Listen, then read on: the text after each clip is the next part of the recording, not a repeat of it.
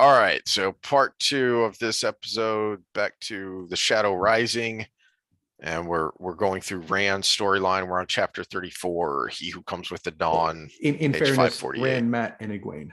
Rand, Matt, and Egwene, yeah. That it's it's Rand is the driver of the action, but we're gonna get into a lot of them as well because they're with him as he goes through this. And it's actually interesting that you brought that up because I had a thought. This wasn't where I was going to start, but so I think we'll probably go through pretty well, fairly. We could go through pretty quick here, but it occurred to me that we're kind of discussing differently than we did in the first three books.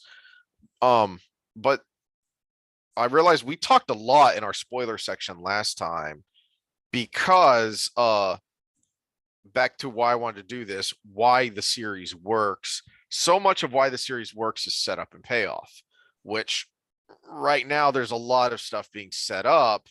So we don't really want to talk about it in case, there are people who this is their first read. And we'll try and remember, I've been taking notes and trying to remember that when we get to, an, an interesting and pivotal part to point out, hey, remember when this thing happened way back there? Well, that's why this scene here is working. So the thoughts I had when I was getting ready for this discussion were much more thematic and kind of broader themes than the specific action of what is going on. But along those lines, right at the beginning here, I think there is something interesting that happens, which is there's as Rand comes out of the city and up to the mountain, after we once more, just in case you missed it the first time, Glodden's an a-hole, psychotic a-hole. But after that, then there's kind of this, through the whole chapter, really, there's this tension between Rand and Egwene. And I think that's part of the, Couladin. Couladin. Emphasis on coup. I think you told me that the first time we found him. Well, I was like, I'm going to pronounce him different. No, he's a young man. He's a very arrogant, ambitious young man. Yeah.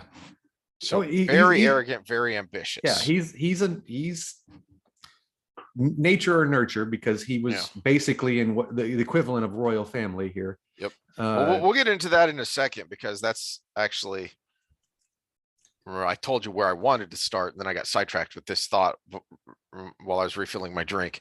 Well, he's competent but young. Yeah. And so his weakness is his youth. We do get more of his competence in the next book. Yeah, that's true. I think part of the reason for the Egwene hate that's out there sometimes, that's not nearly as bad as the Fail hate, but it's still out there, is because she so often is an antagonist for Rand.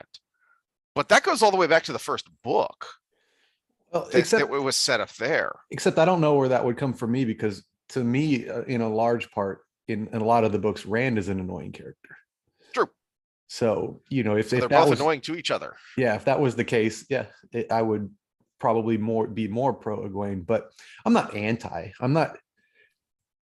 Scott does explain himself. He says he didn't dislike her as much the first read, but then the second time, and that might be because we as males are maturing as well, and so we're reading the actions of these ladies differently as well. Yeah, that actually makes me curious, Scott.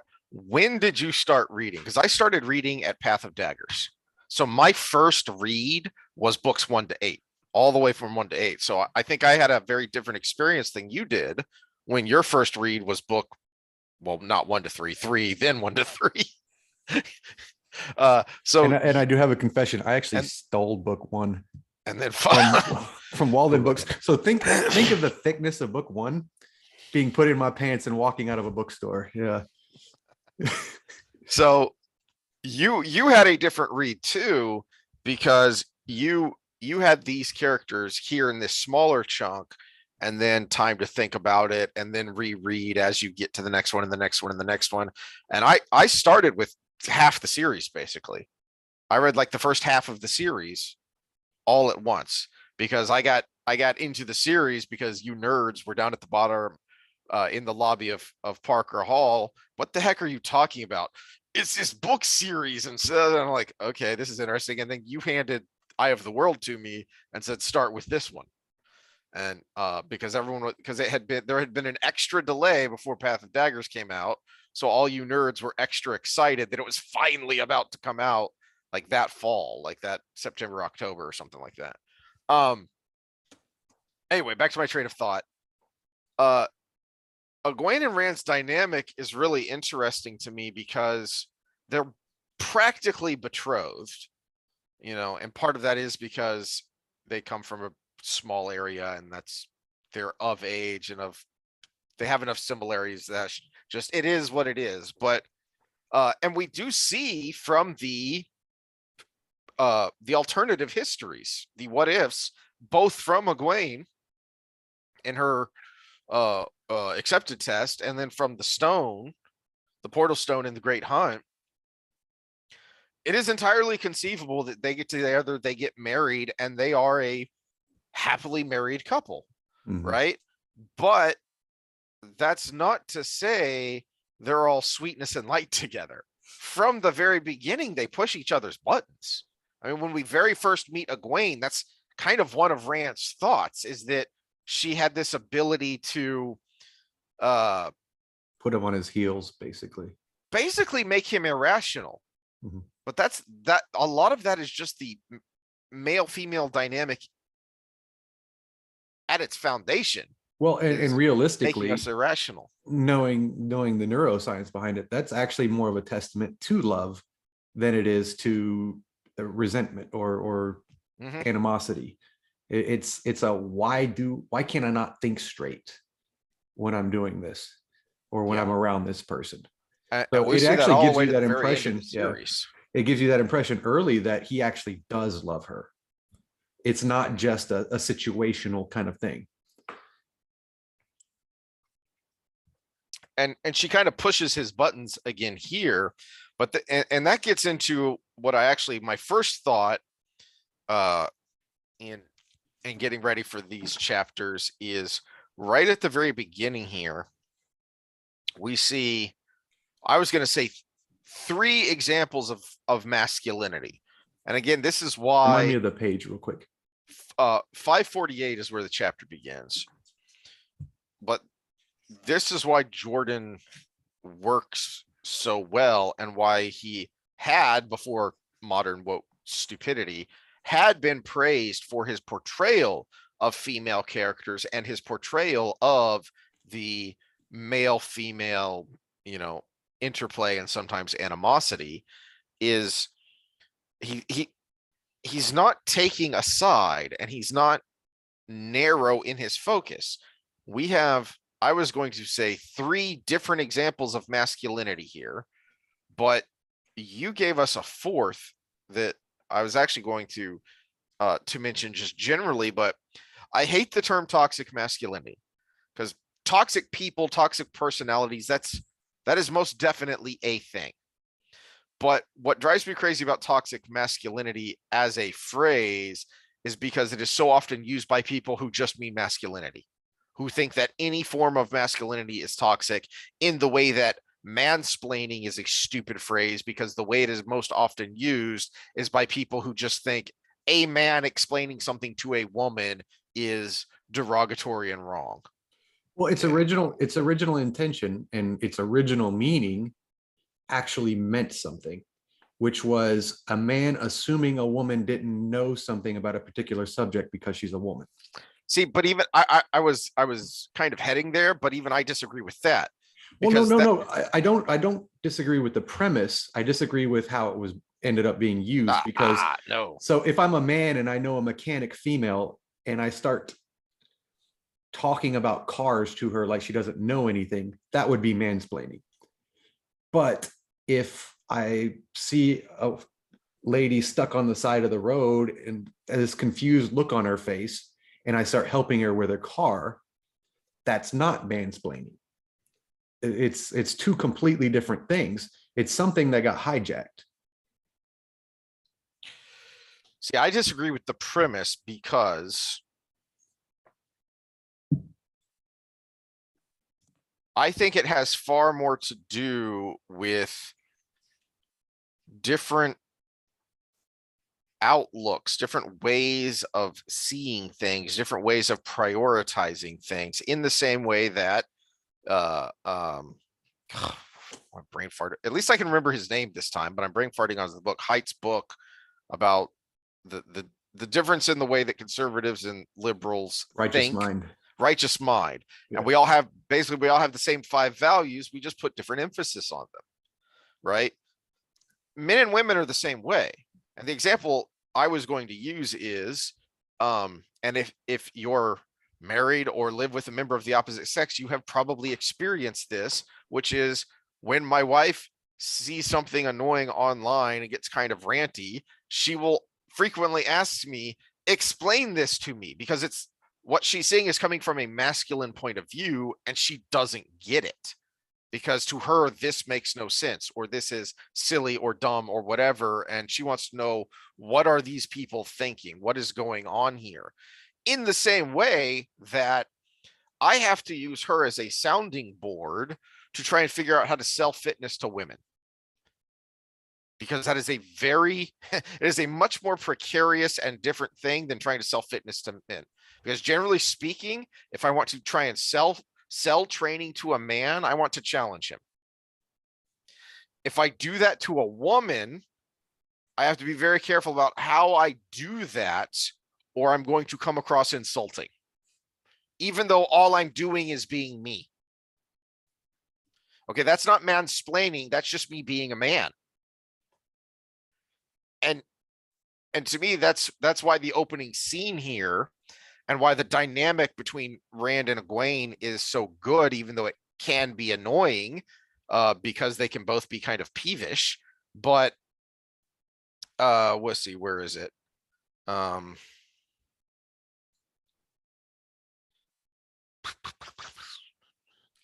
See, I think we got a definitional issue here, because if used properly is what I'm trying to say. Mansplaining would be in the face of social cues that should tell you that she does not need the explanations. You still do it because she's a woman. That's mansplaining. That's just being an arrogant douche, though. Yeah, but it's being it in a specific way, which we can put a to word me, to. it's right along there with toxic masculinity. That's the masculinity is secondary. He's just being a toxic a-hole. That's a chauvinist. Yeah. Here we are. 554, I think it is. Yeah, 554. So Rand snaps at the wise ones because they can't heal him. And what do you mean? He snapped angrily. You can channel like Aes Sedai. Why can't you heal like them? You did not want him to go to whatever. You did not want him to go to that place that I'm going to pronounce wrong in the first place. Do you think you can let him die from it? Egwene put a hand on Rand's arm and is being feminine. She's using touch. She's using softness. She's explaining. You know, she's being calm. Her tone irritated him. He was not some pettish child to be smoothed down. Well, and then she gets kind of annoyed at him for not being calmed down. Except you are, Rand, and I mean, I don't think Jordan's making a value judgment here. He's just showing you who Rand is and letting you notice and decide. Actually, you are being a child, Rand, but, and here's the trade-off and the yes, but you can also understand where Rand's coming from. Okay. He's tired. He's physically injured. He and Matt are literally bleeding. And he doesn't know that he can trust these people. Every direction he's turned, people are either trying to manipulate him, ignoring him, or trying to kill him. And let's also add to the list, he just went through an ordeal that kills most of the baddest motherfuckers on this earth. Yes. Even though he doesn't have the mental history to tie some of the things together that would be anguishing, it's still got to be traumatizing. We just learned from Couladin that Muradin went in there before Rand. So there's no way you could have survived, you know, if And he's not out. You he saw wetlander. Muradin ripping his own face off. Literally That clawed his own alone eye. is traumatizing. uh and he has been gone for 7 days. So that too is hitting him in the gut, because He did well, you said the right word, gut. He hasn't eaten in 7 days. He officially hasn't slept in 7 days. And the only reason Matt has is because he was hanging from a tree. And who knows how that weird time loop, time distortion works, how much of that he's feeling, but he is desperately trying to plan to literally save the world, and his plans just got turned on their head because he's lost 7 days as he thinks it. So he is being kind of a petulant child, but you can also understand why he's so agitated. And Egwene is woman-splaining because to her, he just doesn't understand the facts. And once he understands the facts of the situation, then he will calm down. Then he will stop being so abrasive, belligerent, authoritative, except all of these things are kind of who he is as a man, specifically and generally. So there's that butting of heads, is because both of them either refuse to or cannot understand where the other one is coming from. Well, and you get a hint of his mental state too. Just past the midline of 555. In his own head, we get the thought is partly it was because he wanted answers from the clan chief when he's holding fast on having Rark and Matt with him. And partly it was just sheer stubbornness. Mm-hmm. He understands that part of himself. He just believes it's justified.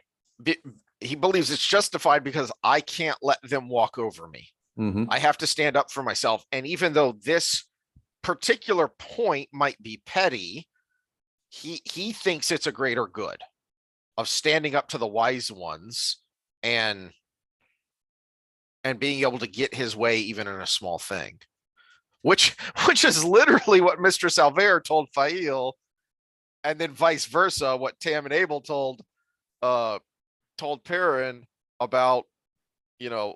Yeah, unfortunately he doesn't have the woman. Yeah, unfortunately he doesn't have the benefit of the secondhand wisdom of Tam and Abel at this point.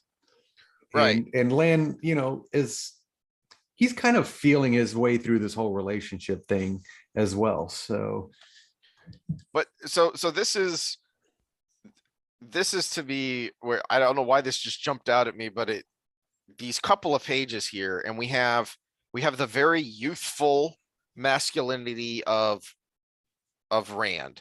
That is, it's understandable where he's coming from, but he still acts and reacts poorly because he's very young and he's very raw. And then you have the more seasoned masculinity of Lan, who very stubbornly, like Rand, wanted to go chasing after Moiraine, even though by his own words, in times we have seen them before, especially when they've had to separate or thought they might have to separate, he knows that Moiraine can handle herself and will sometimes have to deal with things that he cannot deal with, that are not under his purview. And yet, just out of sheer, well, except for Rand, it's stubbornness, but for Lan, it is a overwhelming, some might say myopic sense of duty. That I think he knows this is one of those times. And it wasn't so much Amos and Mullane, binding him up with the power so that he could cool down. or so that they could talk him out of it. It was so that he could cool down and come to terms within his own mind that this is one of those times that I'm just going to have to sit it out. Well, as a man, and even as a father, let me check. Yeah, still a man. Okay. Are you a biologist? As we discussed in a previous episode, a physiologist is a biologist that specializes with human beings. So yes, I do qualify to it is not an extended clitoris. That is actually a penis down there. It's very barely extended, but it's there. But there is a part of you. So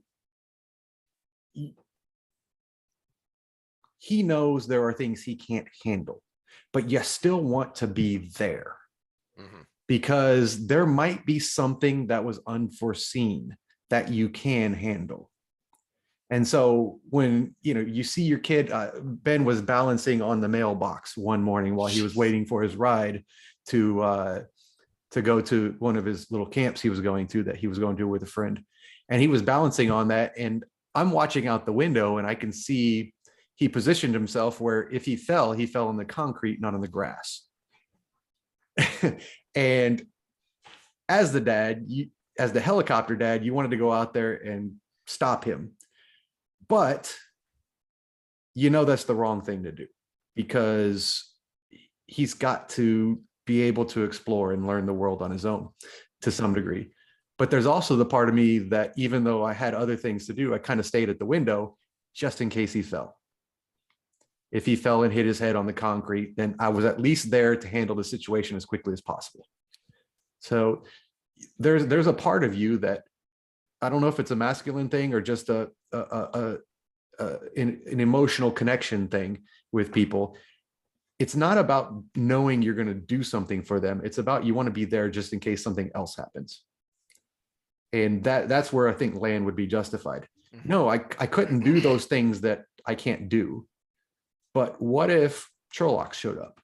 We've been having that pop up a lot lately. What if the Aiel have these clan issues and we don't know enough about Rhuidean to say they can't all go in there? What if somebody pops out and sticks a spear in you from behind? That's where I come in. And so all of these what ifs, you just kind of want to be there just in case. And then on 556, then we have Varark, who I think I actually may have pronounced that correctly. And I was actually thinking about this when I was getting ready. Remember, it was that war, like I'm not entirely sure, but I think the way that I can pronounce it the way I was, except I was making it 2 syllables and it's supposed to be 1. Yeah, because they put it in the middle there, like we say the word our, yeah, like our friendship or our house or something. So Rark. So it's hard to do with the R before and then the R after. So here we have a different kind of masculinity, a masculinity tempered by wisdom. That was the word I was going to use. Yeah. Experience, wisdom. Now, Lan is 40-ish years old. 40. I think he's 40 something years old. And he has seen a lot and done a lot. But through everything he's seen and done, he's basically been a warrior the whole time. Rourke has had to be a leader, a diplomat, and a warrior. And a husband. And a husband to 2 wives. 2 wives, yeah. Did they ever say if he's a father or not? I don't think so.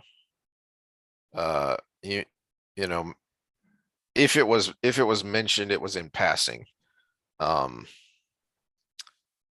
He's old enough that you would assume he is, but anyway, he has certainly had a lot of different life experiences. And you can see how that kind of complements and contrasts though with Rand. Rand's instincts are there. And a lot of it is, as I started off here, masculinity, but he's still very raw. He's very emotional. That masculinity has not been honed and tempered the way it has with Rourke. So that no, Mullane snapped, eyes like green steel. Be silent or send Annalene and Matrim away. You must go too, Egwene. It is not permitted, Amos said in just a slightly softer voice, to speak of what occurs in Rhuidean, except with those who have been there. I mean to change what is permitted and what isn't, Rand told them levelly. Become used to it. He caught Egwene muttering about him needing his ears boxed and grinned at her. Egwene can stay too, said she asked so nicely. She stuck her tongue out at him, and then blushed when she realized what she had done. So both of them, despite all the world experience they have now had, they're still acting not dissimilarly to how they acted in the Eye of the World, because they are still very young, and they have not had the time to temper them and gain the wisdom that Rourke has through decades of different life challenges. Change, Rourke said. You know he brings it. He brings change, Amos. It is wondering what change and how that makes us like children alone in the dark.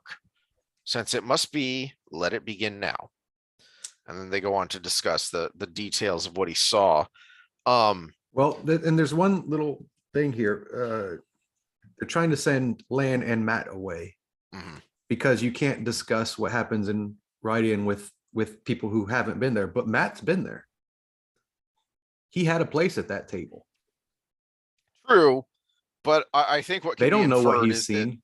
I assume it. I think it can be inferred that either they're assuming he didn't go through the columns, so he doesn't know, But the or women it's don't go because through the columns either. or it's because he's an outsider. The wise ones do. The wise ones do? Oh yeah, because they go twice. Yeah, that's right. They go through the rings when they become apprentices, and they go through the columns when they become wise ones. And in fact, I think he mentions that here when he's talking about it. It's either here or somewhere else where it's mentioned that if the wise ones are marked in any way, they keep it to themselves. When they go through the columns, or if it's just the chiefs that get the dragon markings. So something I thought of when I read this is, so it's often attributed to Socrates that something to the effect of the mark of wisdom is knowing what you don't know, or knowing how little you know. And and there are actually technical terms for that in intelligence and in military matters. And there's a good documentary. I don't even remember what it's called anymore. I watched it several years ago. It's about Rumsfeld and the Iraq War, and they spend a lot of time interviewing him. He actually sat down for a very lengthy interview about this, and I believe the title is like Known Knowns. Okay, because that's one of the standards is known knowns. What do you know that you know? Okay, and then you have unknown knowns. Okay, what do I know that I don't know? Because if you know that you don't know certain things, you can plan for it, which seems oxymoronic, but it's actually a paradox, because you can create contingencies. So one of the things I loved about baseball is that you don't know what's going to happen on this pitch, but you know that you don't know, and you know that there are only a certain number of outcomes, so you can think through, all right, if the ball is hit here, this is what I'm going to do, or this is what I'm going to do, or this is what I'm going to do, based on all of these possibilities. What Rourke is addressing is the most difficult and dangerous, which is the unknown unknowns. I don't know what I don't know. So how can I make a contingency for something that is completely in the dark? And that's what he's addressing here. And that's why it kind of jumped out at me of this is why we like him so much, even if we don't know why we like him so much. Because he is calmly and rationally addressing what everyone else is so afraid of and or agitated by, which is the complete unknown. We are stumbling forward in the dark. Okay, well, we're here now and we need to start addressing it. We need to figure out how to address these things that we have been dreading because they were unknown unknowns. This kind of touches on our last discussion on the neuroscience and movement. No, I can't predict everything that happens in sport or in life, but if I master these certain things, I will be more likely to be able to handle it. And so he brings into the discussion, at least at this point, if not a little bit later, not too far later, that the threefold land molded the people. And it molded them for this very moment. And it's not that they knew what was going to happen. It's that it created a robust system of people and individuals that could handle all of these traumatic events. For the most part, we see stuff that happens here in a little bit, but that's an interesting analogy. Because that you then see this when you see really bizarre trick plays. Like the first time someone decided we're going to go to the line, and before we get set, then like everybody but the center and the quarterback's going to go over there. And the defense is just standing around utterly and completely confused because to them, this is an unknown unknown. This is something so bizarre they've never even contemplated it before. This is there hasn't been a contingency for this. And I can't remember the first time this weird trick play happened, but then you've got the coach on the side screaming because it doesn't matter what they're doing over there. The ball is there. That's what matters. You know, the center's got to hike the ball and the quarterback's got to get the ball. They've got to do something with the ball. Pay attention to that. Yeah, and cover your spot on the field, hold your edge as an end, push the middle as the three technique. If you did all of those things, it doesn't matter what everybody else did. If you let the unknowns override your senses, which includes your training, then you're going to be just completely baffled and flummoxed. And you see it, if you find your favorite trick play, you can see it. If it's something like that, like if it's a weird formation, like the first time they used the shift in baseball, and everyone was going, what? And then Ted Williams very stubbornly decided, I don't care what they do, I'm going to hit the ball my way, and then it didn't work out.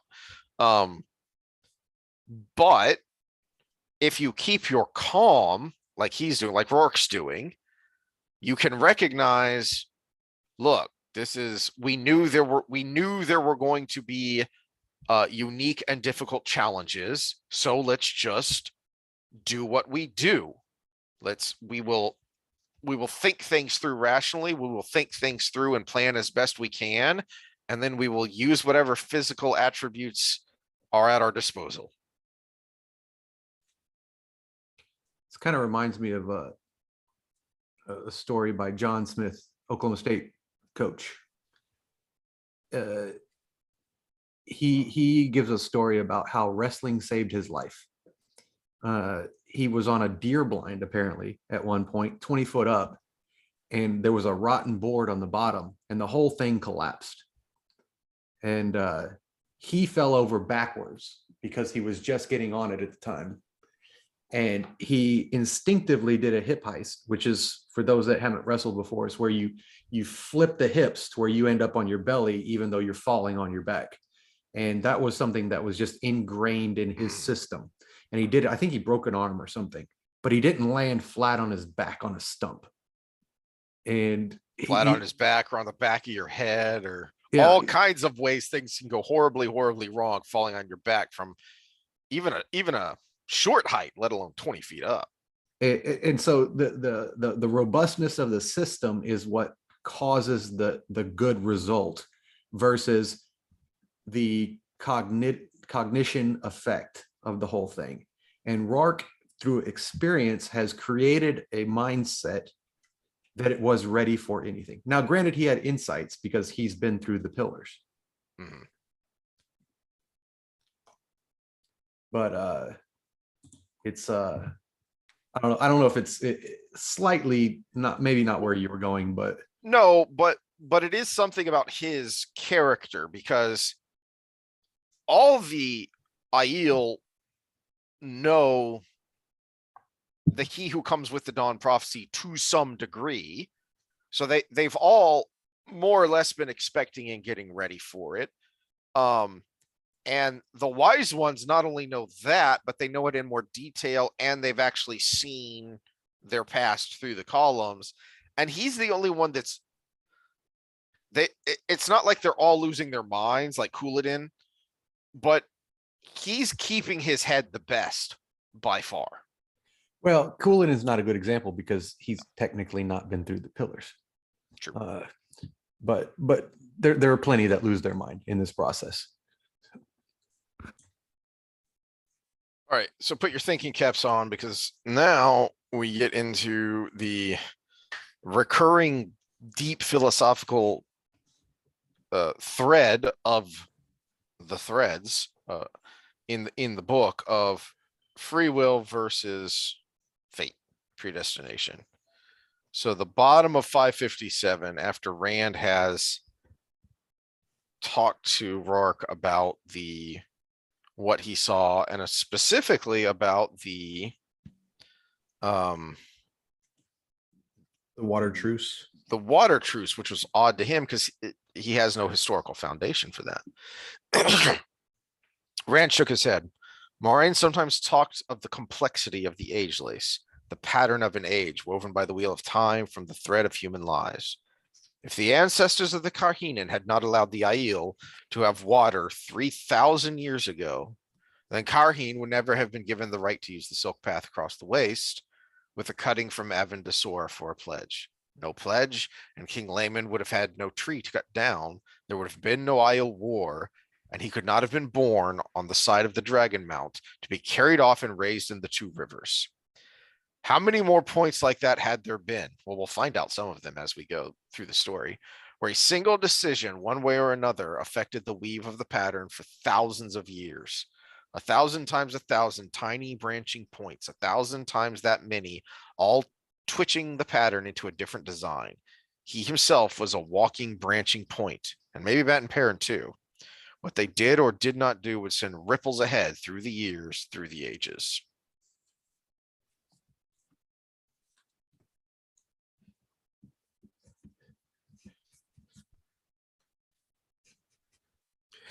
I like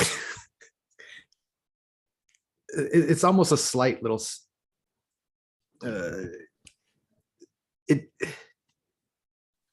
it's funny because he's talking about himself too, but he looks at Matt and sees the way he is, and he's like, wow, what was the creator thinking? And it's the fact that it points out that he looks at Matt to have that thought. Now, granted, Matt's in a pathetic state at the moment, but he also knows Matt very well. And and to a certain degree, it's looking in a mirror because he also is, I mean, he's one of those farm boys that he mentions, more so than Matt and Perrin. Well, it's one thing to have a self-deprecating thought, but to include two other people in it it's like, because you look at the way they look at women, they're like, oh, Matt knows about women, I should talk to him, or Perrin knows about, they give them the one up on their own deficiency. Yeah, they all go in a circular pattern there. But maybe the thought there with Matt looking pathetic and him knowing himself and being like, maybe Perrin should have been the one, something like that. Well, I think there's also an element of, damn, you look as bad as I feel. Because he too is bleeding and tired and limping, and he looks over at Matt and goes, crap, we're in bad shape. I mean, in Matt's defense, he did just die. Realistically. Yeah. Or did he? We'll talk about that later. Yeah, that's in the spoiler territory. Yeah.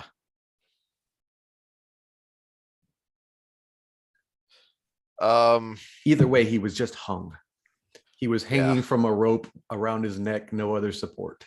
That's enough for you. Yeah. Along those same lines, after the exchange with Rourke and Lan and the Wise Ones, it's in the stories when somebody fulfilled a prophecy, everyone cried, "Behold," or some such, and that was that, except for dealing with the villains. Real life did not seem to work out that way.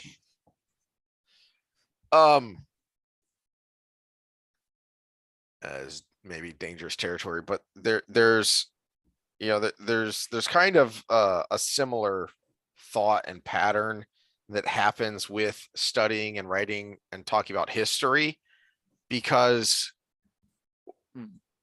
we're doing it with that 2020 hindsight. That's why it's 2020 hindsight, because you can see it all perfectly. You can see that this goes to that this goes to that, and this goes to that. Well, first of all, maybe it doesn't. Maybe you're just reading too much into those connecting dots.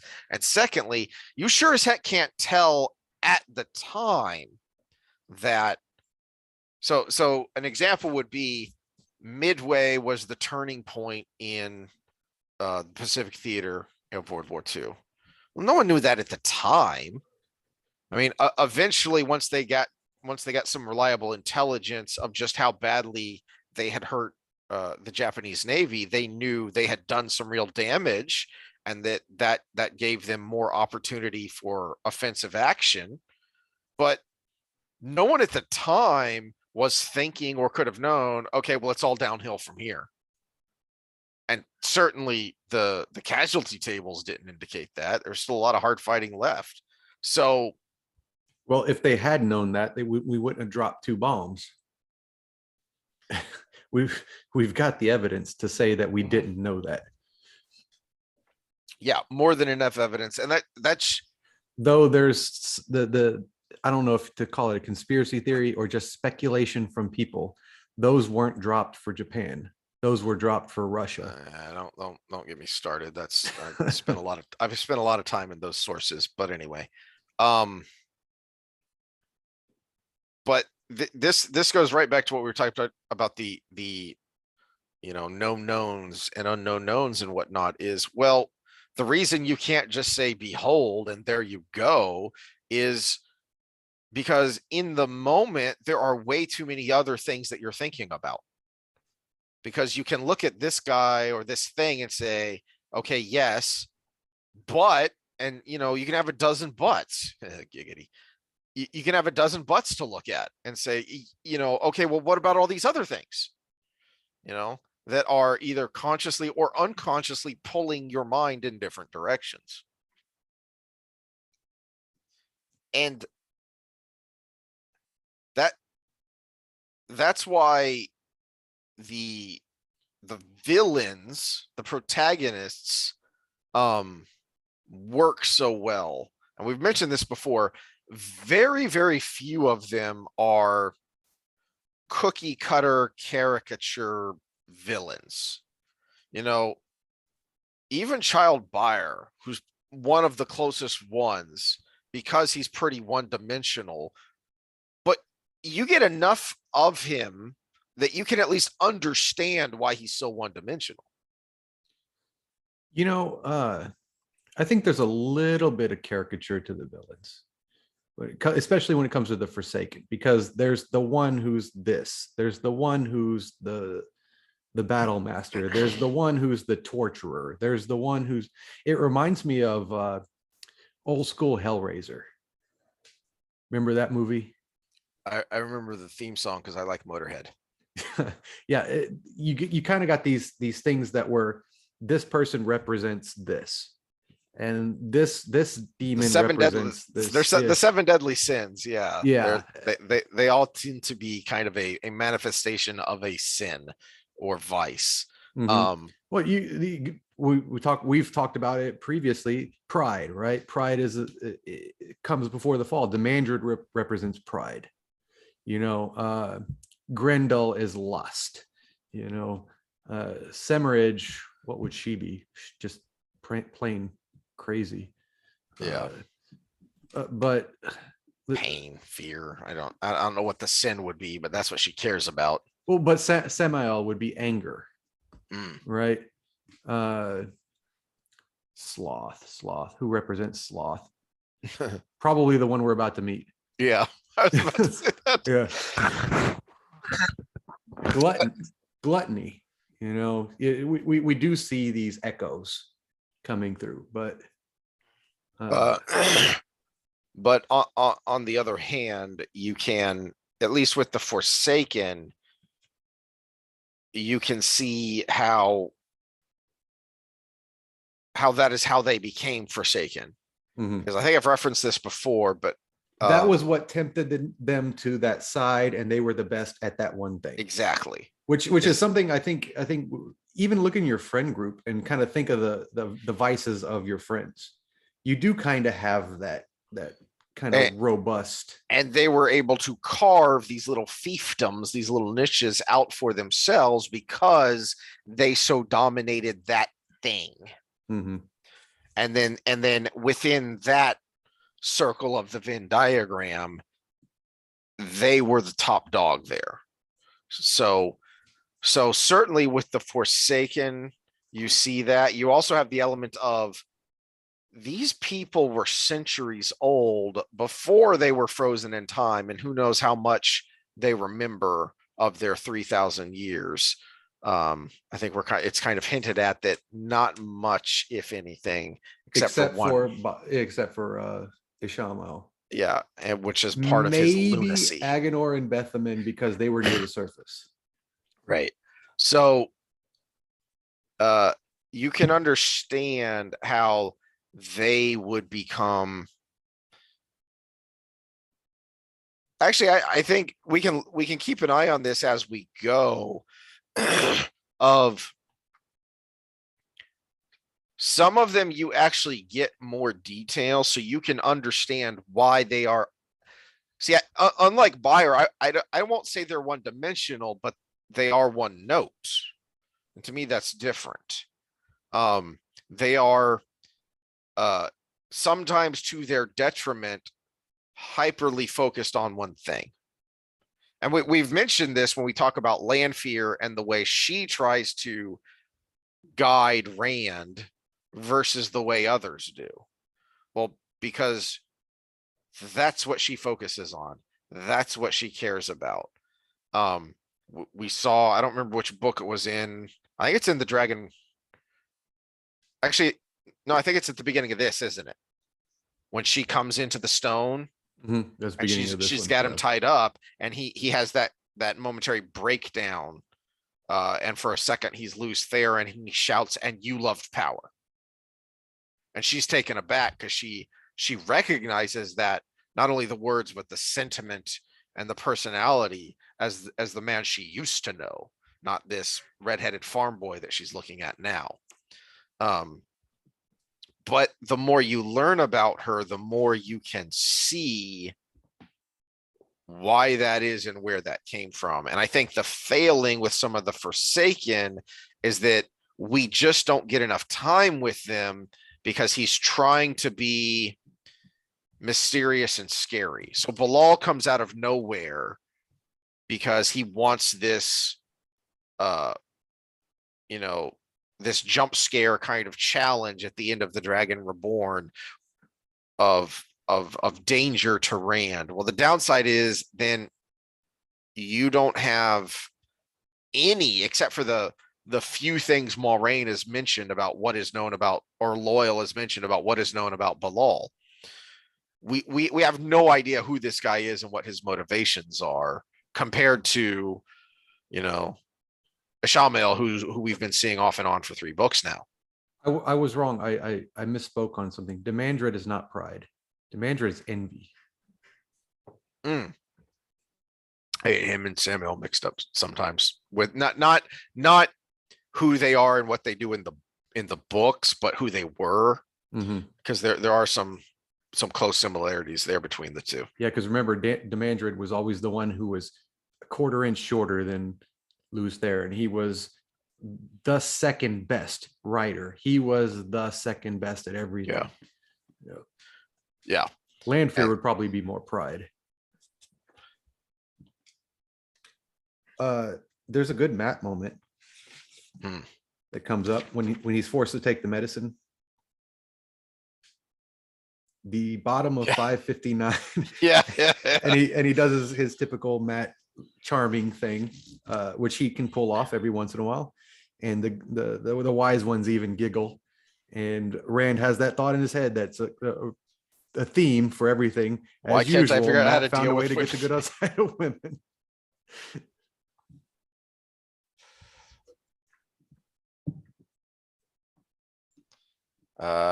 Yeah, and then we By the already way, start to Star see. Wars people, this is good comic relief, not Jar Jar Binks. Yeah. Yeah. I've heard that about Love and Thunder too, which that makes me sad. And I'll try not to get off on a tangent here. I saw the cover art or poster to that, and I was like, this looks like some bad 80s Red Sonja something. It looked like they were trying to copy the success of Guardians of the Galaxy 1, except then Taika Waititi, who I find to be an obnoxious douche, pissed all over it because even though they're a major part of the trailers, they're gone inside of 10 minutes and they never show back up in the film. So make of that what you will. I've given up on anything Disney related. I gave up a while ago. Yeah.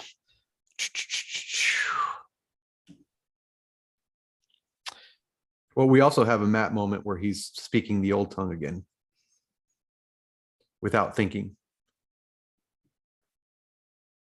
Yeah. Yeah. That's what I was getting at before you distracted me is we, setup and payoff. We know something happened. We don't know exactly what happened to Matt, but we're already starting to see the beginnings of it as Rand kind of side eyes Matt of what's going on here. Cause because you got two things. Not only did he understand the words, but he said it in a subtly different sound, which means he has the original accent. Mm-hmm.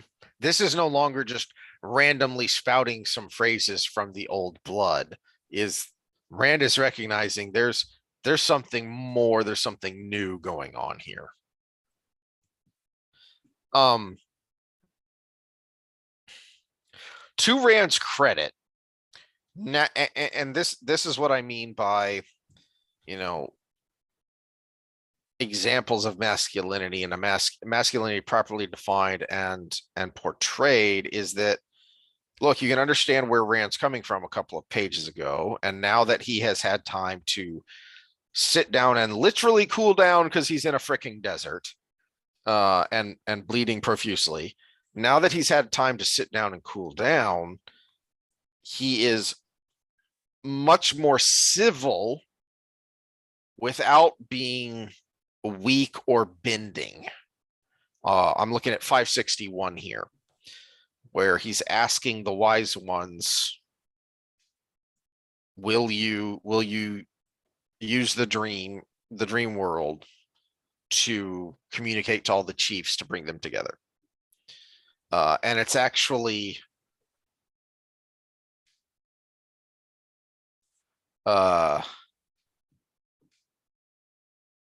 Amos who is kind of the, even though Bayer is obviously much older by her description, Amos is kind of the leader of this group of wise ones. Which, if you are the leader of a group of people who call themselves wise ones, then that should say something about your wisdom. But she's the one who kind of loses her cool here. Are you so eager to destroy us? She demanded, then bit her lip vexedly as the white-cowled woman on Rand's other side started. So she lost her cool, but she recognized that she lost her cool. And again, you can understand where she's coming from in the same way that you could understand where Rand was coming from earlier. I do not mean to goad you, Rand said, but there is no time. The Forsaken are loose, Amos, and if they find out where I am or what I plan, the woman did not seem surprised. Had they known already? 9 still live, too many, and those that don't want to kill me think they can use me. I have no time. If I knew a way to bring the clan chiefs here now and make them accept me, I'd use it. There's something to be said we've kind of drifted away from this, although you kind of touched on it a little bit a few minutes ago, is it's not just that he goads her from his personality, he goads her because he's Tavaren. And someone who would normally have not said something or lost their cool will do so around him. Yeah, what this goes back to my opening rant about toxic masculinity and mansplaining, that if you are an angry, man-hating, blue-haired, gender studies radical feminist, any man talking to you is going to be mansplaining by the nature of who he is. Rand is goading her by the nature of who he is. He is, you know, as has kind of been mentioned or referenced several times in these past couple of pages, he is going to destroy the Aiel. He is prophesied to take them somewhere great, but also destroy them. He goads all of these people simply by being. Well, there's a central theme there because he's also supposed to save the world and destroy it at the same time in the wetland prophecies. So, but this is something to think forward on, and I'm going to say very little for spoilers, but destroy and change can sometimes be used synonymously. Destroy the way it was versus actually destroy it physically. We've used that term for one purpose, that when we're talking prophecies, everything is veiled. And so if a word can have multiple meanings, you have to start questioning which one does it mean. And just the fact that he, well, no, we're not there yet. Hold on. But yeah, just keep on to that thought of destroy being change versus destroy being actually physically remove what's there from existence. If you've ever heard of the Austrian economist or the Austrian School of Economics, I had to look this guy up because couldn't remember his last name because it's Austrian. Joseph Schumpeter. Joseph Schumpeter came up with the term creative destruction because the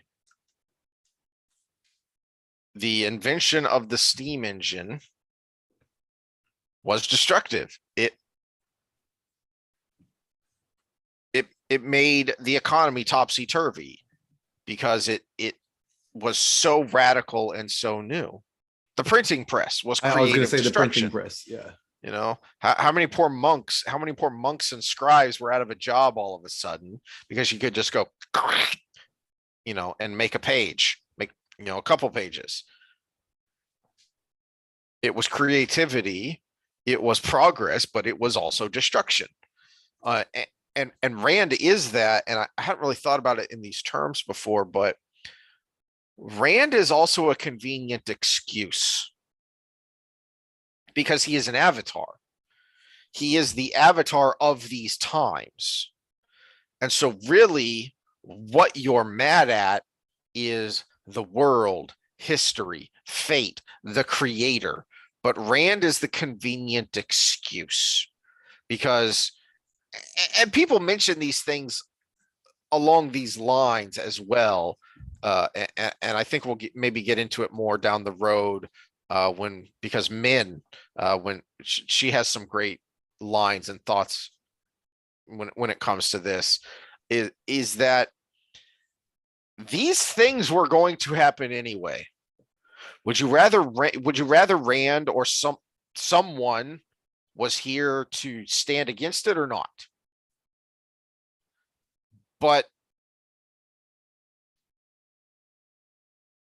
that great scene in The Return of the King with whichever hobbit it was, I'm brain farting on it, and Gandalf there, and all they did was have the actor get on his knees, which I still find hilarious.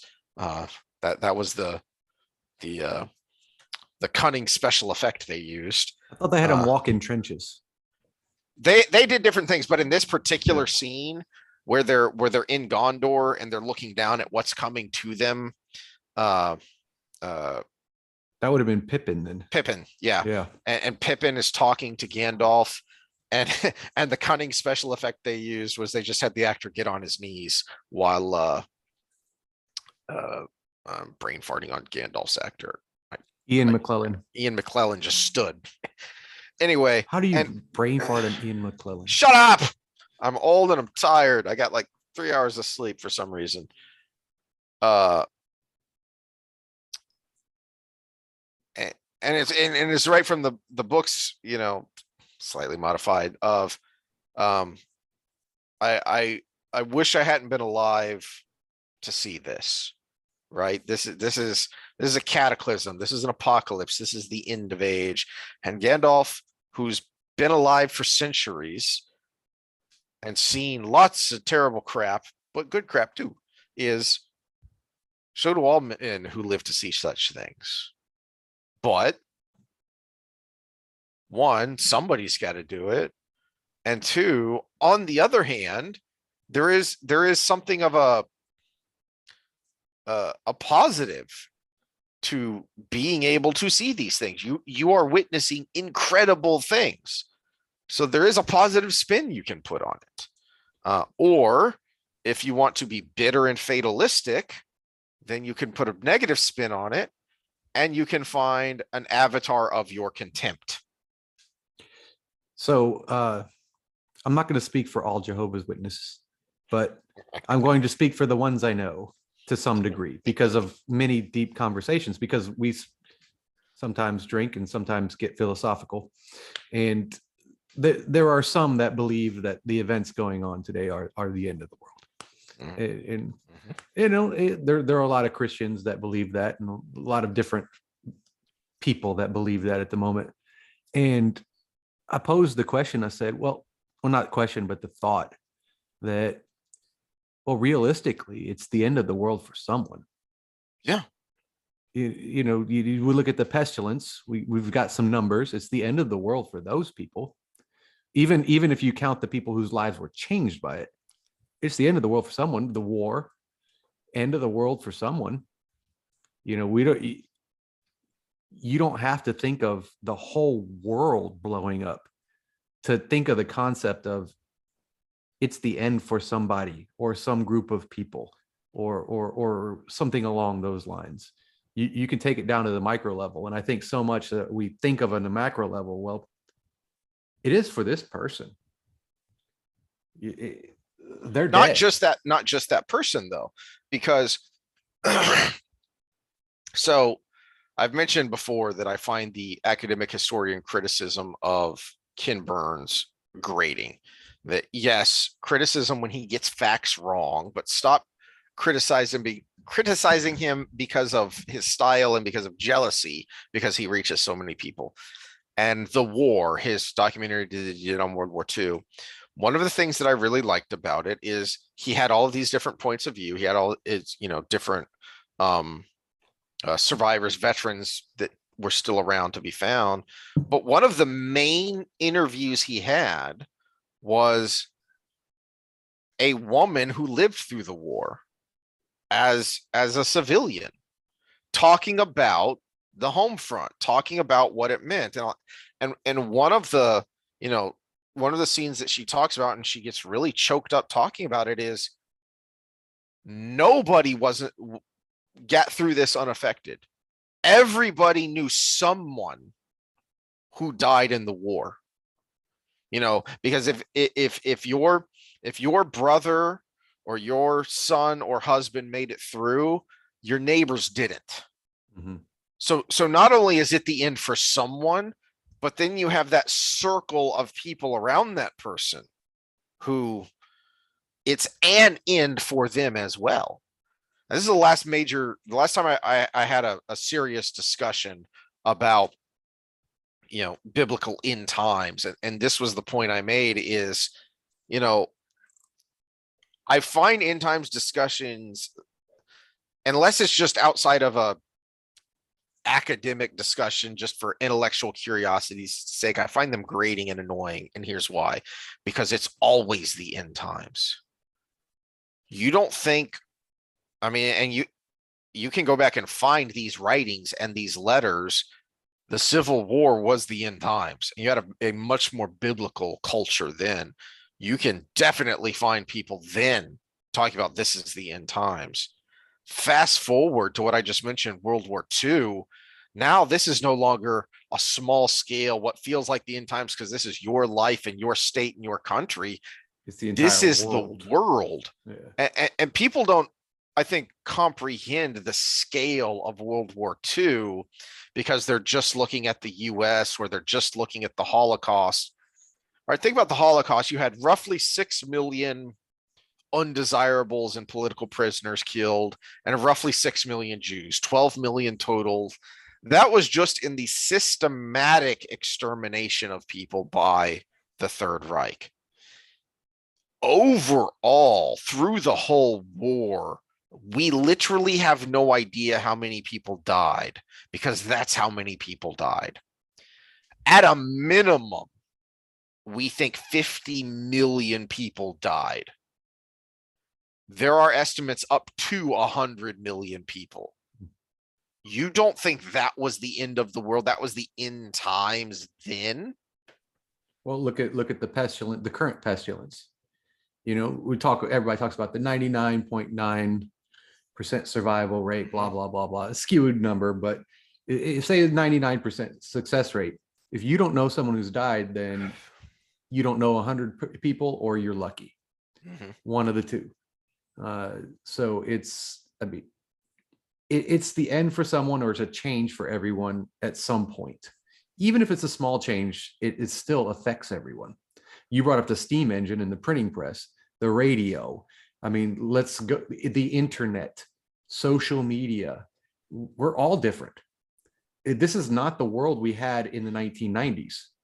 And I wonder how much of this was on purpose by Jordan, or if this was just subconscious influence from how he grew up and what he read and what he believed growing up. But I feel like there's an element of this to the Wheel of Time and to the prophecies, which is, and this was one of the most frequently repeated criticisms I hear about Game of Thrones, about the ending, is that so much of the buildup was get your shit together, because while you're here squabbling about this throne, there is an existential crisis that is literally marching to you and will kill everyone. And then that never really happened. Well, it happens here. We do get a last battle, and it is throughout the whole series. Get your crap together and stop fighting each other, because there is an entity of pure evil and chaos that wants to destroy it, that literally wants to break time itself. Well, I'm going to be consistent here. An entity of difference from the way we know things. Yeah, as far as you are concerned, it is evil, because even though it may not see itself that way, it wants to kill everyone, destroy everything. It requires it requires killing me to get to where it needs to be. So yes, in my mind is that it is no evil. problems with that. It has no moral quandary whatsoever about that, and neither but the world do most it of its creates servants. would think the opposite is evil. We'll actually see that later. Yeah. So it's but I feel like that's a lot of what the prophecies of the dragon, or he who comes with the dawn, or what the Cormor, whatever, are about, is get your crap together. Because in the same way, in the negative way that you were just talking about, as it's always the end for someone, is even if this isn't actually the beginning of the end, what you do to prepare for that will then impact what happens here.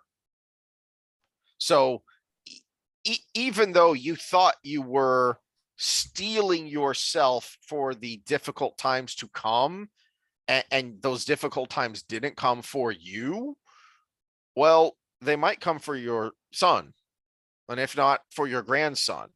So by stealing yourself and making yourself and those around you strong in preparation for the hard times, that will make it that much easier for whenever it comes to deal with it.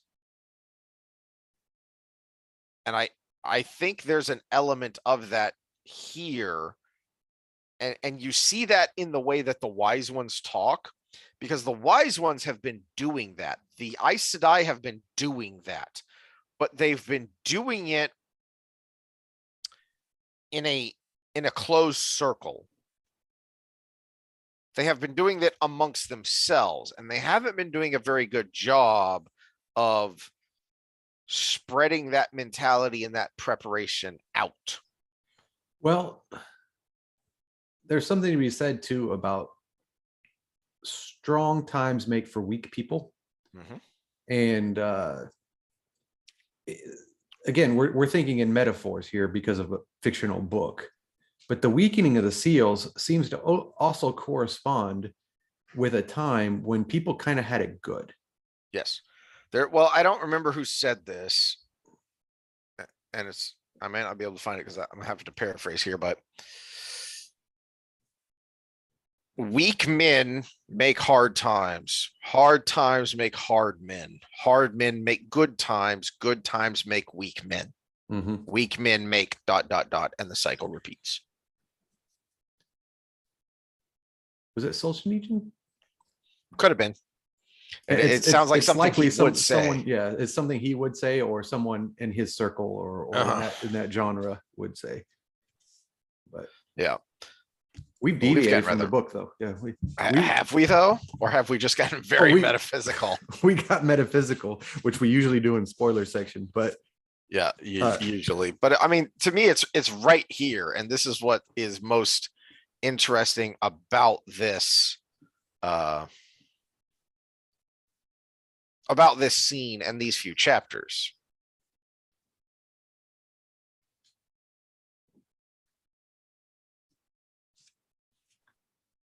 But moving along, I feel you saying.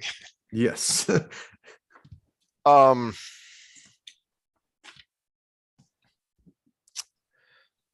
Ooh. That's a kick in the nuts. What we see going forward here, at least on a meta scale, is you kind of started to see it in the stone, but it's really getting obvious now, is Rand is starting to focus on this. I need to be hard. I'm training with Lan. I'm trading with Rark. I'm doing these things. I'm basically trying to integrate myself into the threefold Lan in a crash course for dummies kind of situation.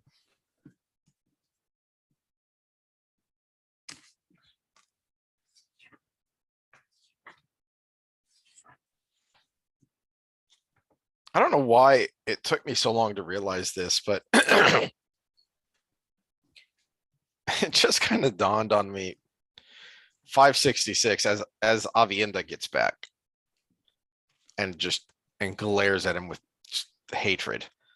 Rand, Matt said quietly, I don't think I would turn my back on her if I were you. A tired sigh escaped him. Of course, if she had been into those glass columns, she knew. Except she hasn't been, as we the reader know, but Rand has no clue, and the wise ones don't talk about that. So as far as he's concerned, she just hates him because of, again, who he is, he who comes with the dawn, and what all that means. And that's all going to have to unravel and unpack itself down the road. I've got a meme I've been waiting to use, and we still can't use it yet, and I'll reveal it in spoiler section. Do you have any thoughts on the scene here in this chapter, kind of last thing in this chapter that I think is really important and jumps out at me, is when Rand asks about his mother? Yeah. It starts on 561. You knew my mother, he said. Egwene leaned forward as intent as he and Matt shook his head. Amos's hand paused on his face. I knew her. Tell me about her, please.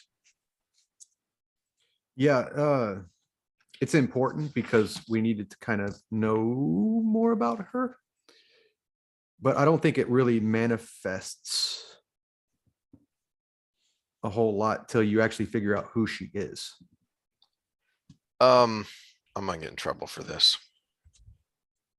It's also more. It's more masculine, feminine differences. Egwene gets annoyed because Rand doesn't care, except he does care. He just doesn't care the same way Egwene does. And the same thing down the road when he learns about his father.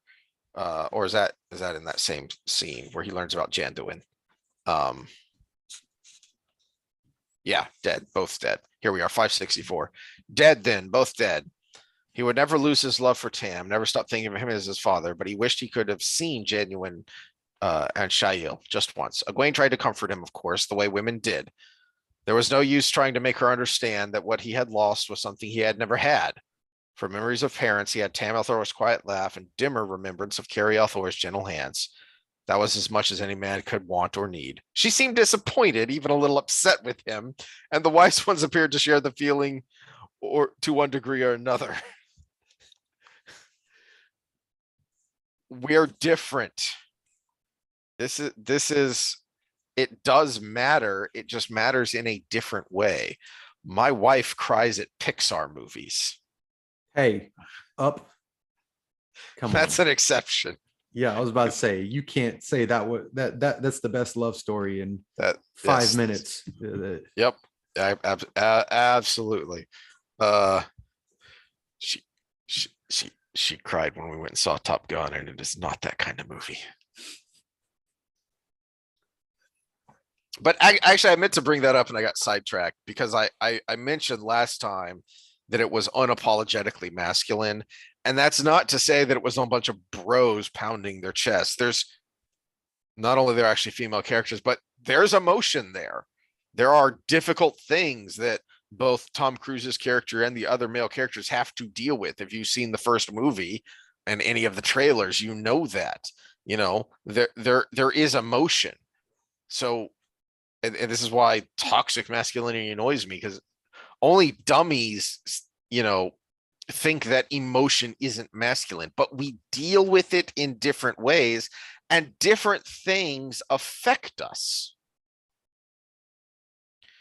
So, I tease my wife about crying at Pixar movies, and yet Field of Dreams is one of the few movies where it's generally accepted by men that it's okay to cry. See, it didn't do that for me. You had a shit father. Well, I take that back. It's because you never had which is why Mrs. Doubtfire made me cry. Exactly, but it's a similar idea. So the very end of Field of Dreams, when it all comes together, and it turns out that the entire movie was about a son playing catch with his dad, who he never had, who he always loved and admired, but never had a good relationship with. It's funny because there's a slight sick irony, if we were to believe in fate, in the fact that most of my income was made and reputation was made training professional baseball players.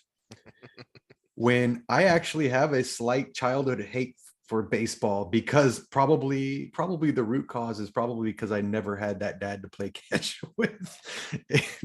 and the fact that Little League in the rural country was something rich kids did. And it takes a lot of repetition, and you need someone else to play catch with. That's why it's such a now you're saying I didn't have friends when I was a kid. Come on. You had friends that taught you different things, like how to stick a book down your pants and walk out the door with it.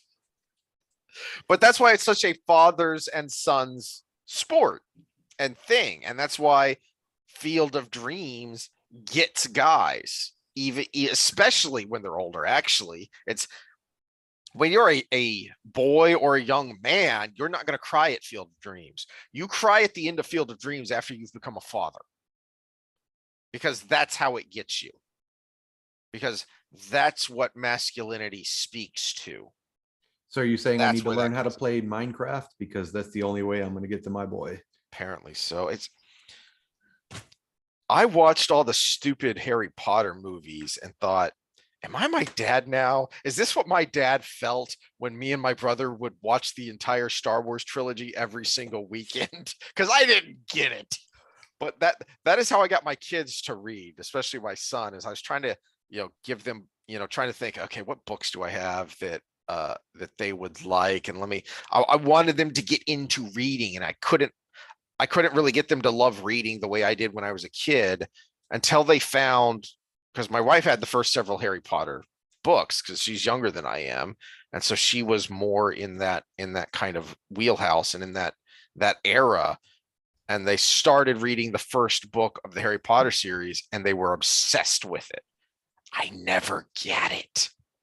Yeah, not my thing either. My wife is like really big into Harry Potter, like all the little nerd groups and everything. Mm-hmm. But and I didn't really get my son into Wheel of Time either. He read like part of the first book, but it might have been a little soon. He was like 11, but he was into this series Dragon Song or something. So it was still fantasy based, but it was much more basic. It was kind of like How to Train Your Dragon, but from the dragon perspective kind of thing. So there's at least hope that one day he will delve into the classics. Maybe I'll start him with Lord of the Rings instead. The Hobbit. Yeah, it's a little bit more action packed. Yeah. And then you start with The Hobbit because it was literally a children's book, so it was written for children and teens, and then that should help you progress into the Lord of the Rings, which is a much simpler and direct read. Well, I remember one of his buddies. They're the same 1 year apart, and they play the Minecraft and everything together. I probably aged myself by saying the Minecraft. But they wanted to do a sleepover or whatever, and I was just like, oh, just background. I'll put on Lord of the Rings and the Hobbit kind of thing. And he was so into it. His friend was so into it. And Ben's like, let's play Minecraft. Let's play Minecraft. And he's like, no, I want to watch these movies. And I was like, yes. Converted one. Excellent. All right. Well, we have made it through a chapter. I said I thought we could go faster because we're talking about themes instead of the events. There we go. We're done with a chapter. Oops, my bad. Well, is there anything you want to touch on? Because a lot happens, but it's kind of it is. It's basically what we talked about, but in the actual just story form. And we mentioned, we did talk about this quite a bit last time about how Egwene isn't as hard and strong as she thinks she is, but she's also not as weak as the wise ones think she is. And we get the first taste of that here in chapter 35, because we switch back to Egwene's point of view. And we got a Scott comment for that. Yeah.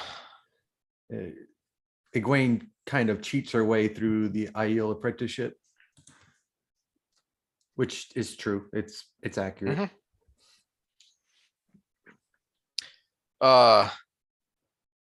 One of the things you have to do if you train in multiple styles of fighting, like specific styles, not just like an MMA that just blends stuff from the beginning, is it is really hard to forget what you already know so that you can learn this thing. Mm-hmm. It is really hard, pretty much nigh impossible. And that's what Egwene is supposed to be doing, but she doesn't really. And that is true. And she gets kind of slapped down for it. But in her defense, and where I don't think, Scott, and maybe you are giving her as much credit, and again, this is kind of, we're just touching on this, we'll get to it more later, is, hey, you got to be careful how you say that. We can't be touching on Egwene. She's underage.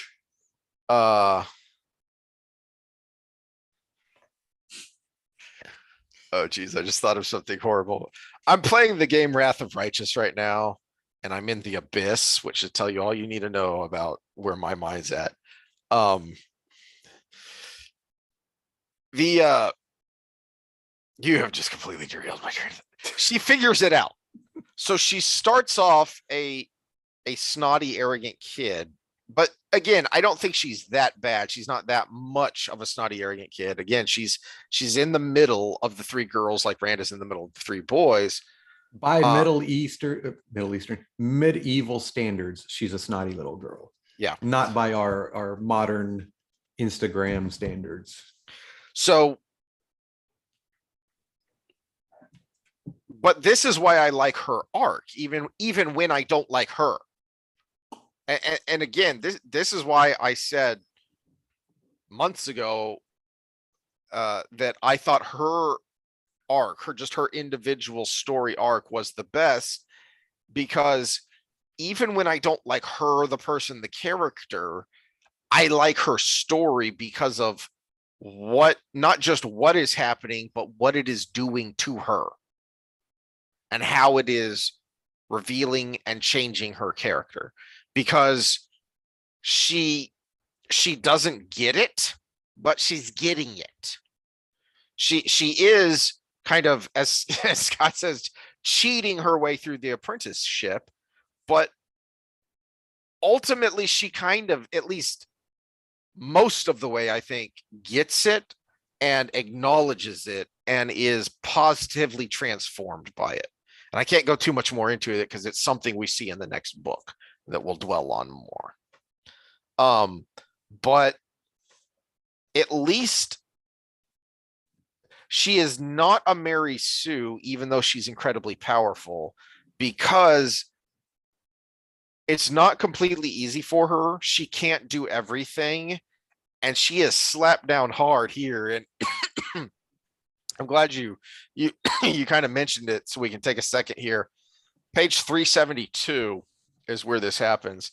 I love the double fake that Jordan 372. does here. Yeah, 372, where Amos yanks her out of her meeting with Elaine. It's got to be something other than 372 because we went backwards. 572. I'm sorry. Look, I have trifocals and I sometimes don't get. Old man. Shut up. 572. So lasers. She gets one slap down when Amos yanks her out of her meeting with Elaine and says, "You said you weren't gonna. I told you not to do this. You said you weren't gonna do this." And then scares the ever living crap out of her. And then she actually wakes up after thinking she wakes up, and she's still scared. She's still, "Are you real this time?" So I love the double fake just because just literarily it's fun. But then again, this is why I like Egwene's arc, even when I don't like her, because it's a double lesson for her, for how powerful Amos is in the world of dreams, how much Egwene has to learn, but also what she is capable of. Because Egwene is a powerful dreamer when it comes to raw talent. We kind of already know that just by what she's been able to do on her own. So we also get a hint, and she gets a hint of, this is what I can do if I focus and work. And it's an Amos.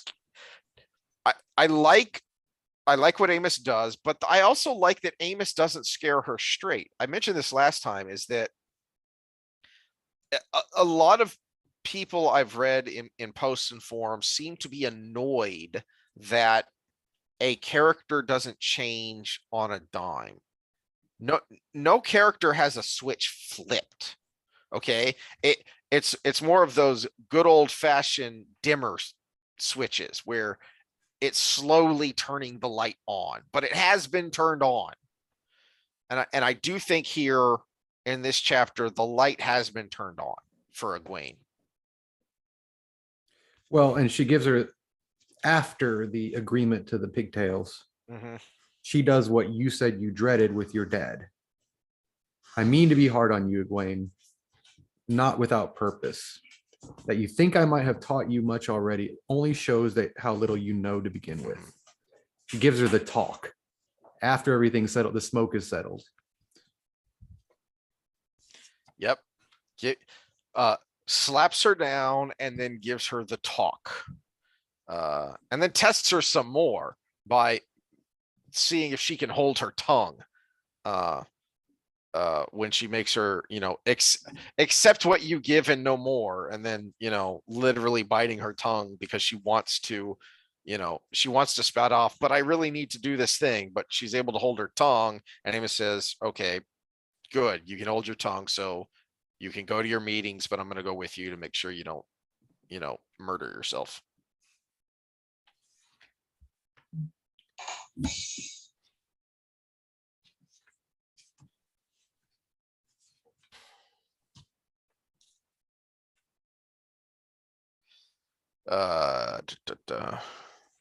Let's finish with Avienda. Well, before we get to that, speaking of, it's not a switch, but the light has been turned on and the dimmer switch is turning. The bottom of 577 is where we first see Moraine after her life-changing event. Something very critical, emotional, important has happened to her, and we see her. Something is different. Amos shook her head. He has not. Randall Thor sleeps in the Jindo tents with 100 men awake to see he wakes as well. But men often see things differently than we. How many times have we been saying that? Rourke will follow him, perhaps oppose him in decisions he thinks are wrong, but he will not try to guide him. Do you think he needs guiding? Moraine arched an eyebrow at that, but Moraine ignored it. But Egwene ignored it. He has done what he has had to do without guidance so far. Blah, blah, blah, blah, blah. And then, where is it where Moraine chimes in here? I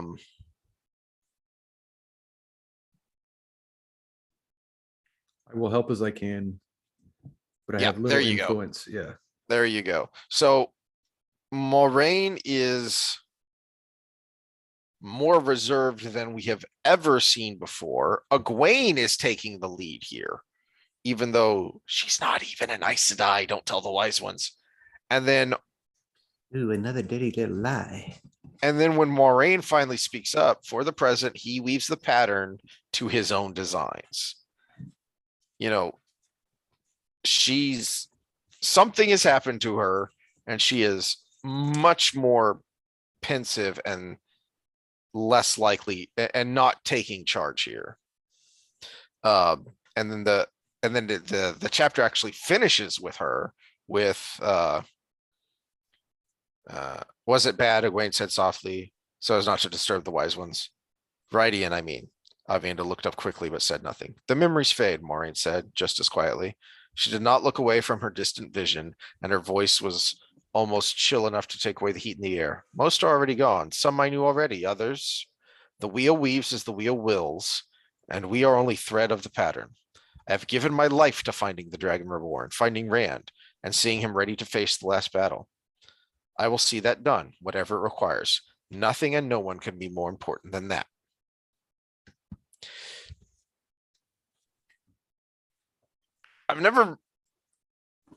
It took a number of reads to notice this, but it seems to me, and maybe I'm reading more into it here, it seems to me here in this scene, Moraine is finally starting to see Rand as a person, not a tool. Now, she's still not a touchy-feely person. That's just not who she is. But it is no longer. I thought her and Swan were pillow friends. Shut up. But I do think there is something significant to I have given my life to finding the Dragon Reborn. finding Rand.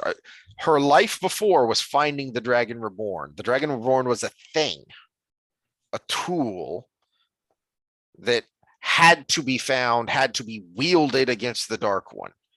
And now I think she's seeing Rand as also a person. Now she has enough cognitive dissonance, she can see both, she can act on both. But I think her apparent softening here is because she's seeing Rand as a person, as a thinking being who's trying to do the best he can in these terrible circumstances.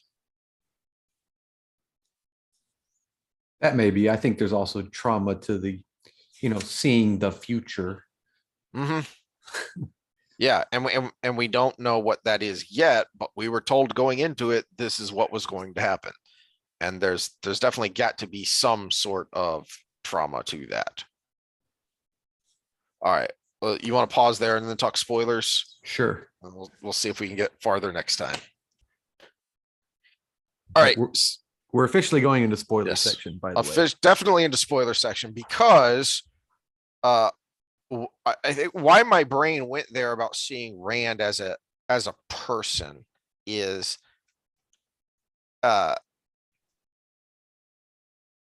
Moraine. I have to think that if these rings are like the accepted tests in some way, or even if they're like the portal stones, this isn't just seeing a possible future, like flipping through the channels on the TV. During the portal stones, during the accepted test, and during the glass columns, I think that was something we kind of skimmed over, but Rand wasn't just seeing through those eyes. There was a momentary blip of I'm Rand seeing through this eye, and then he became that person, which meant he felt what they felt. That as he went through in some of the more emotionally impactful scenes, he was on his knees crying because he was still feeling the pain of the loss of that daughter or wife or whatever it was of that ancestor that he was seeing through. Well, so, it's again, we go back to our world of dreams discussion. It's like a real dream. So I have a reoccurring dream that it's not exactly the same, but the theme of it is the same. And so everybody likes to talk about their reoccurring dreams. And mine is, there's something I've got to do, major, something big in my life, but there's a simple task that gets in the way. And so it's like, I can't unlock my phone, but I need my phone to do something. That's a normal daily life. Or I can't remember the password to my computer, but I need my computer for that. And my recurring dream is much creepier than that.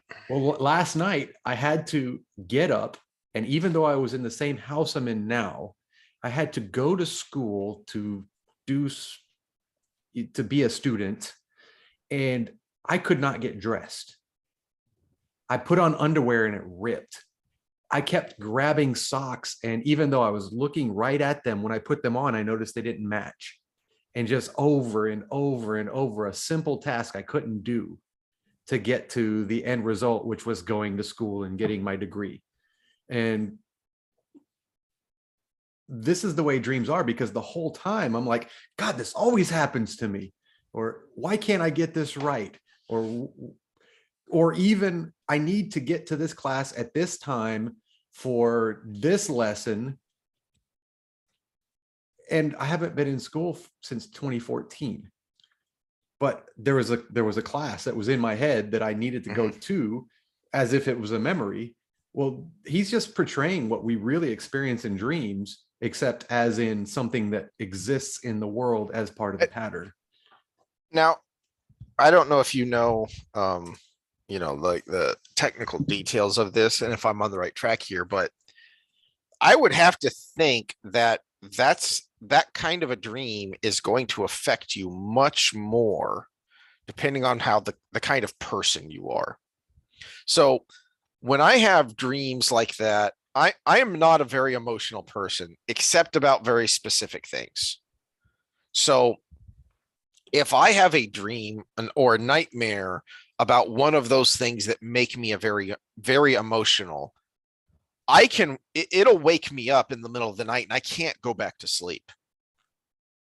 Whereas if it's one of those, even if it's, you know, a nightmare from the outside looking in, if it's not one of those triggers of mine, I'll look at it analytically and then go, huh, that was interesting, and then go back to sleep. Or maybe I'll think about it more late, or maybe I won't even acknowledge it when I wake up. I'll just go take a piss and go back to bed.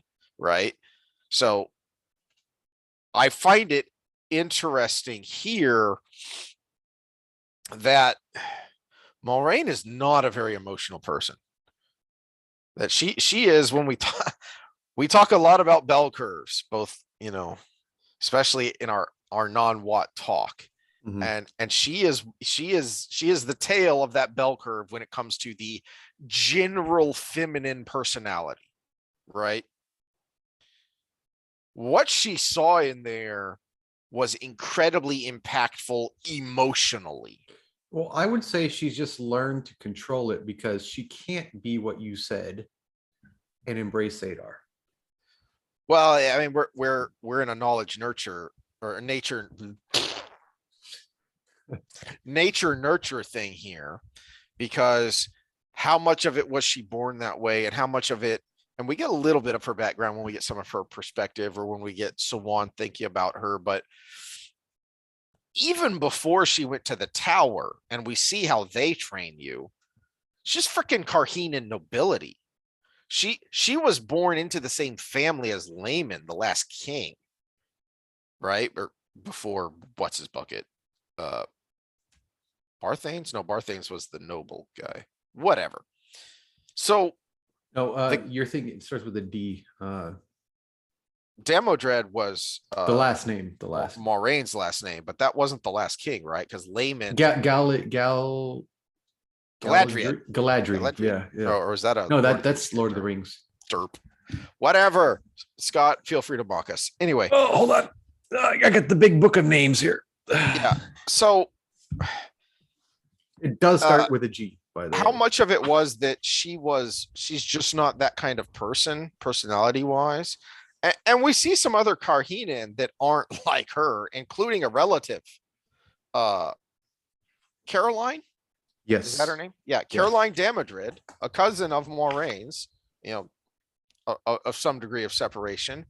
And she gets along swimmingly with Min, who is not, personality wise, Karhinen.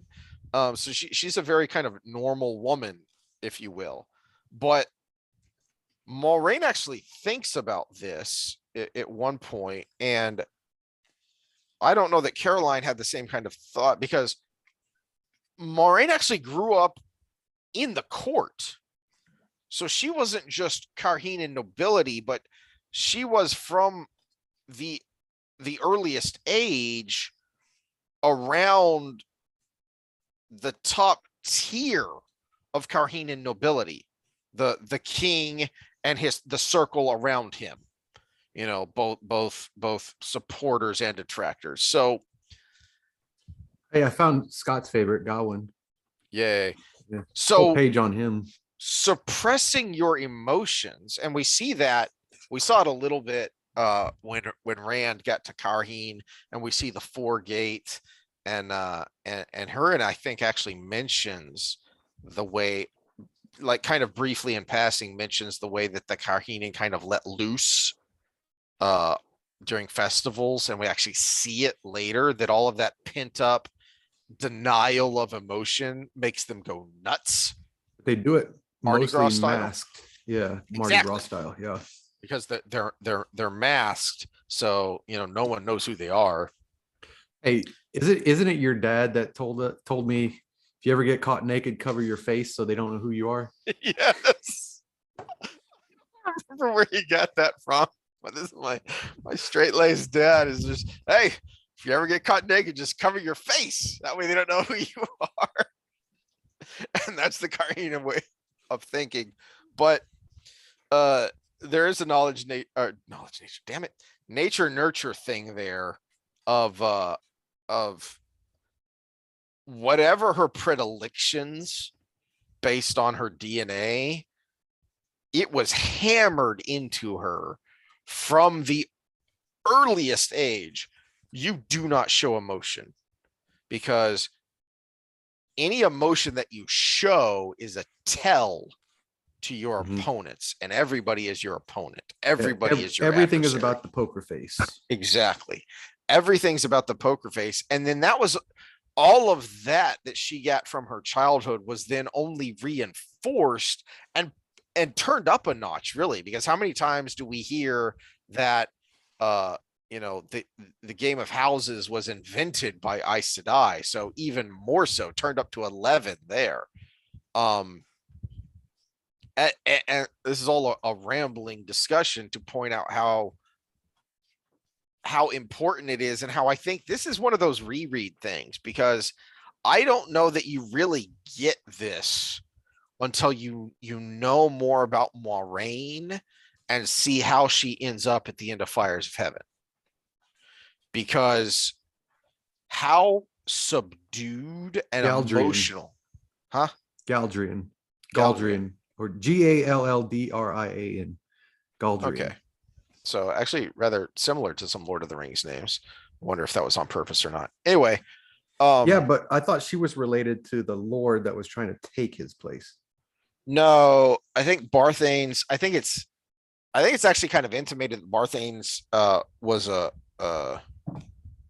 recent riser, which then should be kind of, oh yeah, explained when you find out he's a dark friend, because that happens a lot with the dark friends. But Is that Galdrian was a Rhuidean. He wasn't a Damodred. right? Yeah. The uh Moraine mentions at some point that it that the House Damodred has a well-deserved negative reputation, and not just because of Layman's sin of the cutting down of the tree. So they are. Barthanes was a Damodred. Oh, he was. Barthanes I Damodred, a Carhenian nobleman and a dark friend. He became did high seat of not the remember house that. upon the death of Layman. That makes me wonder if he. Now they probably had a fall after Layman, and he was the one that brought him back up. And that makes me wonder if he became. And by the way, he acts. And I don't know how I missed that and never thought of this before, but looking back, reread style on the Great Hunt and how he acts and how he's kind of flippant. He's not a true believer. I think that's pretty apparent in the way he acts and the way he talks about the dark. I mean, he was thinking about whether or not he would deliver a message that by the rules of the Dark Friends, he was obligated to deliver. So the long and short is this was all part of the game for him. Mm-hmm. The game was number one. Dark Friend was number two.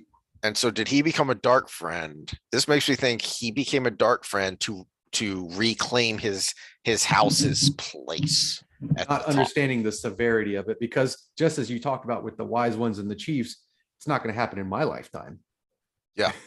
Yeah. Forsaken aren't going to come out in my lifetime. So I'll be top dog for a while until I'm dead. And so it's all relevant, but it's all very far field of where I started, which was we know we can infer from things she says, but then we get her letter, and then at the very end we actually get her point of view of it's all unfolding like she saw, but she saw multiple versions of it.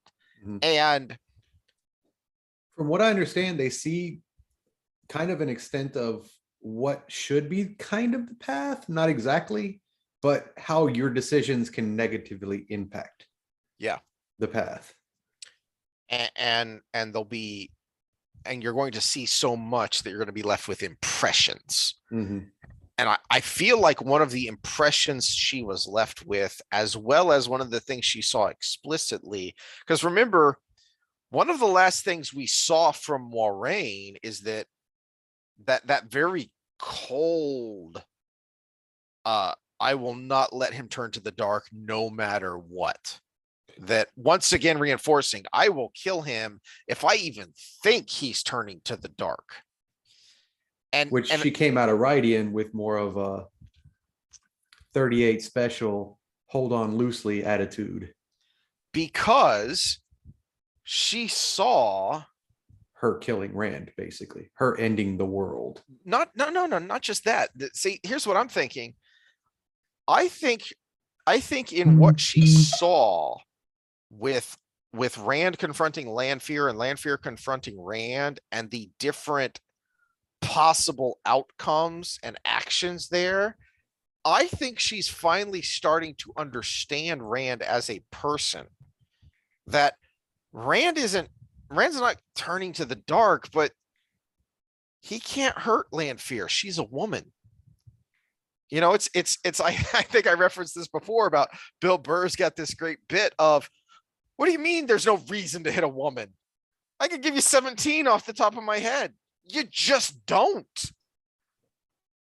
And that's Rand is, yeah, she's a mass murdering psychopath, but she's still a woman. So what you gonna do? Mm-hmm. You know, which is funny because we you brought up so many times toxic masculinity. There is this part of masculinity that women fail to understand too, which is, yeah, sure, women can be strong, but I'm still not going to hit you. Yeah, that's a good thing. Yeah. No, I will disagree with you a little bit, though. I think she just saw the negative outcomes of her behavior. I think it was a more of a punch to the face of, your nature is getting in the way. I think that was a major component, probably the main component of it. But I mean, we can get into it more when we actually get to the scene at the end of the Fires of Heaven. But I'm pretty sure that part of that scene is seeing Rand on his knees crying. And I have to think, since she saw this scene more than once, saw it with multiple outcomes, multiple versions, I feel like that gave her at least, you know, some degree of understanding of who Rand is as a man and where he's coming from. So that he is no longer just the Dragon Reborn. He is Rand. Rand is a man. Rand is a young man, and that matters. And I think that's the 13th reread or whatever I'm on here of. I do think that's a major component to the shift in Moiraine's thinking about and interactions with Rand. Is this is no longer just a thing of prophecy. This is a human being, a at his core good person who is doing what he does based on logically consistent reasons from his own point of view and a heart of genuine goodness.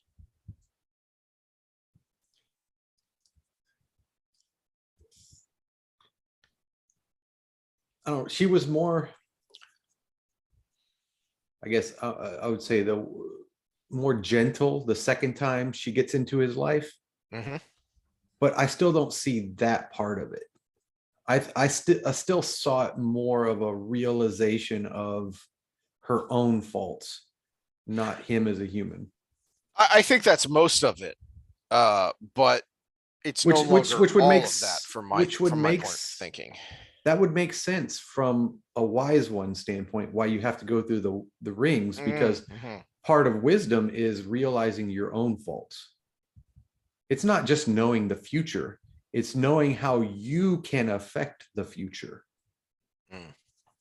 And that would make more sense from a ring standpoint, and just the way I think she came back later, where it was, I was a certain way and I know I needed to change to get the job done. Which is, and specifically, well, but see, here's the thing. Well, you see it here in a little bit too, because I'm glad we're in spoilers, so I can say this. she almost overcompensates here in Yeah. the next few chapters, the next whole book. Well, Fire- well, so we get a hint of that later. I don't remember if this was exactly if this was in her letter or what, but she was on the verge of, well, no, she wasn't. I think this is part of her potential futures, is that she overcompensates so much that one of the potential futures she sees is that she seduced him sexually and it was a disaster. I actually think that's part of from this point. I think that's one of the potential futures from this point that she saw, because she never, as she says from her point of from the point of view that it's written, that she never would have even contemplated that before. But apparently at some point, I'm paraphrasing, at some point she gets desperate enough to have contemplated it and done it, and it's a disaster. Look at the overcompensation she does versus seduction, though. Seduction's still about the control.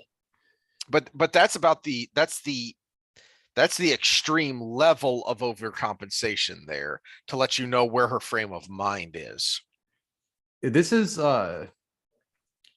it's kind of seems a little abstract to talk about, since we know the future of Rand's love life, but this is kind of a courtship ritual where it's, do I want them to need me or do I want them to want me? And seduction is a, I'm going to give him something he wants again. He can't live without. I'm going to give him something they can't live without, which is a need. Whereas I'm going to open myself up and I want them to want me. I want you to want me, right? That's the difference between courtship and manipulation using sex, right? And she saw a future where she used a manipulation using sex, where he's never going to want to look back because of what I did. But see, I think that actually strengthens my thought of she finally sees him more as a human being, because that says something about Rand's character. And that says something about why Lanfear can't. Which back to our previous discussion about Moiraine and Lanfear being so similar coming to this point. That's a good point. Right? Lanfear never gets the insight that Moiraine gets. Yeah. And she probably wouldn't have listened to it if it came. But even though like that's kind of Lanfear's first move, not let's jump into bed, but the honey trap is her move, even if she never takes it to culmination. That's something that Moiraine, as she thinks, wouldn't consciously contemplate, but apparently somewhere deep down, if she gets desperate enough, she'll do it. So that is an interesting take on the similarities between the two of them. But Moiraine gets this this insight, this kind of where we started, of the unknown knowns and the unknown unknowns, is she actually gets to glimpse these unknowns and get an added degree of wisdom there that not only does Lanfear not have, because she doesn't get that, but she won't contemplate them, because at her second time, at her reincarnation, she's still her. That could have been a come to Jesus moment for her.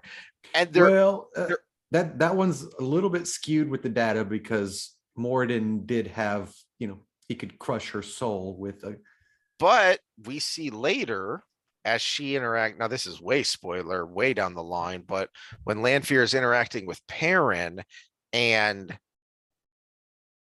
acting like she's had this come to Jesus moment, and even a little bit with Rand, of kind of teasing him and trying to trick him that she's actually had a change of heart because her circumstances have been so harsh that she's finally been forced to look at reality.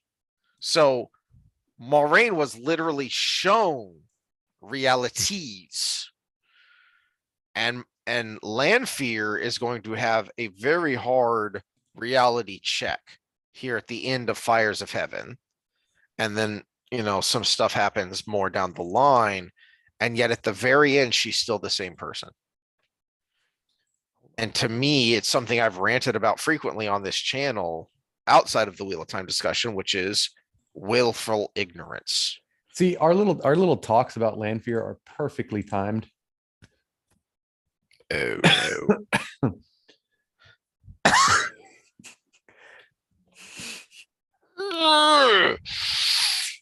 Oh, that stings. Okay, so that was her Sindane moment, but just dye her hair black and you've got the other one. No, actually, she was by a bunch of scientists out there, and I don't know exactly the criteria, but it was a lot of symmetry and proportions of face and everything. She was rated the perfect specimen as far as a woman goes when it comes to attractiveness. Really? Yeah, with her eye spacing, her brow length, and everything. It was like the perfect combination. It was like the Oreo of women. It was well, the problem is she talks. But and that's not women should be, seen, not heard, and barefoot and pregnant. Shut up. It's, we know who she is. And bringing it back to Wheel of Time, when Rand first meets Selene, he's drooling and mouth agape like a Neanderthal because she's freaking gorgeous, even loyal, a different freaking species. Well, and this is a good thought experiment. Okay, so we know who Amber Heard is. We just saw all the footage. We heard all the tapes. And even if you didn't pay a lot of attention, you still know. But if you met her in a bar, would you say no? No, that's my point is, yeah. Depending on, unless there were copious amounts of alcohol, yes. Because once she opens her mouth, and see, this is why. No, but that's the thing. What we saw on the stand and what we heard in those videos wasn't what you would get in the bar. So once she opens her mouth, she's got the honey. Fair enough, but she was trying, I feel, trying to be genuine.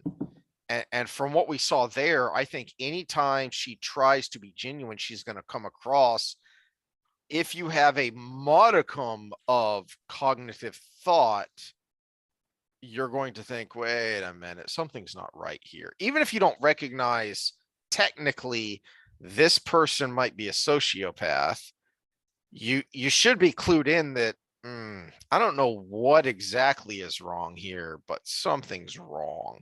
But at the same time, you've got a cascade of hormones they're but blasting you with, the world doesn't make sense, just go with it. But that's my point. It actually does tie into what we're discussing here, because and that's where I was going with bringing up Selene. Okay, so when you mentioned that about the symmetry and the whatnot and by everything else, I'm very rarely like gaga over like a celebrity crush, and I don't have that because so much of the celebrities I know are, actresses.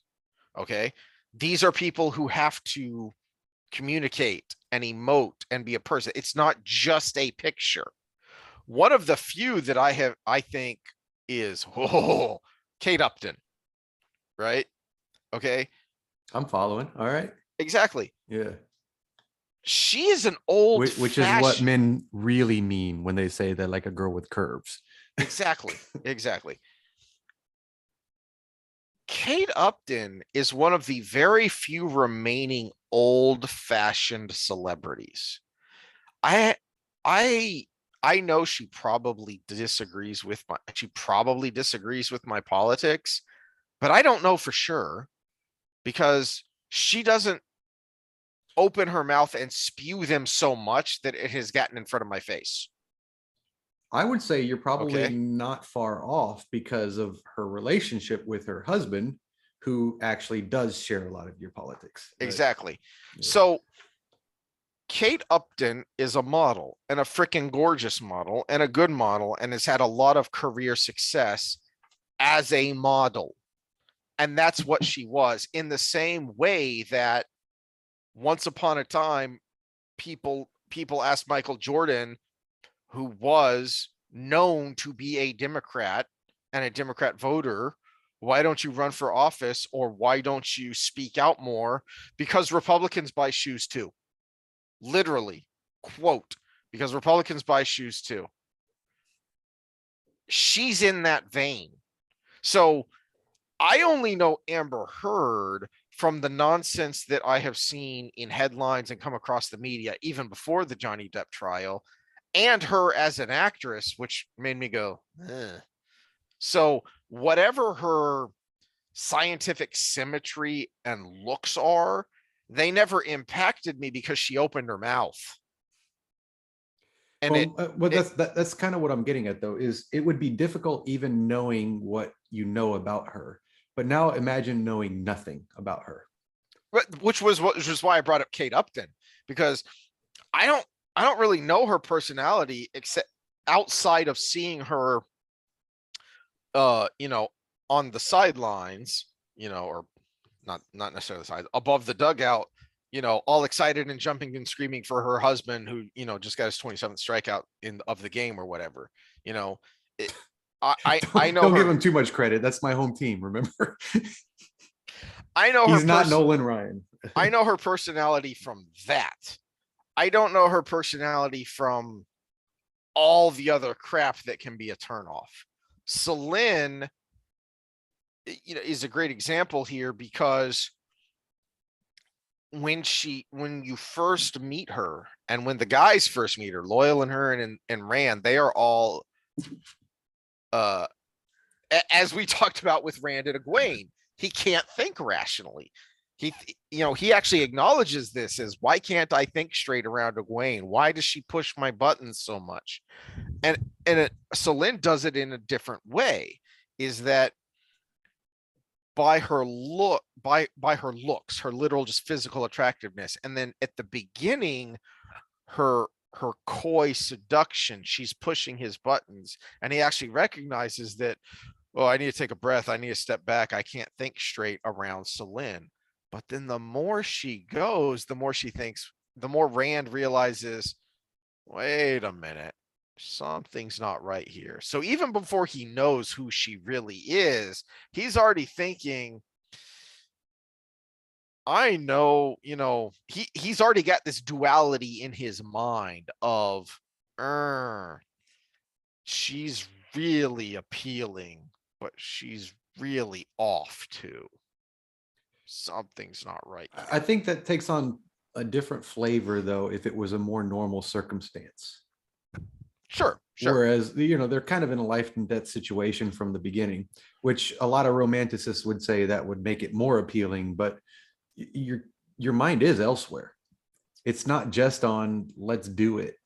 Mm-hmm. Now, but also personality types play into it. So we talked about the difference between the boys. She picked the wrong boy. Boys. She makes a play at Perrin, she makes a play at Rand, but just like Barrelane, she ignores Matt. Well, no, but then when she does go to Matt at the beginning of the Dragon Reborn, she does have a bit of an appeal, but then she kind of loses her temper and comes on too strong, which then turns him off pretty much immediately. Oh yeah, he likes a little bit of a chase, and the real seductress would have figured that out. Barrelane figured it out. That's why she said, no, too much like me. That's a great point. That is a great point. Lanfear isn't a true seductress.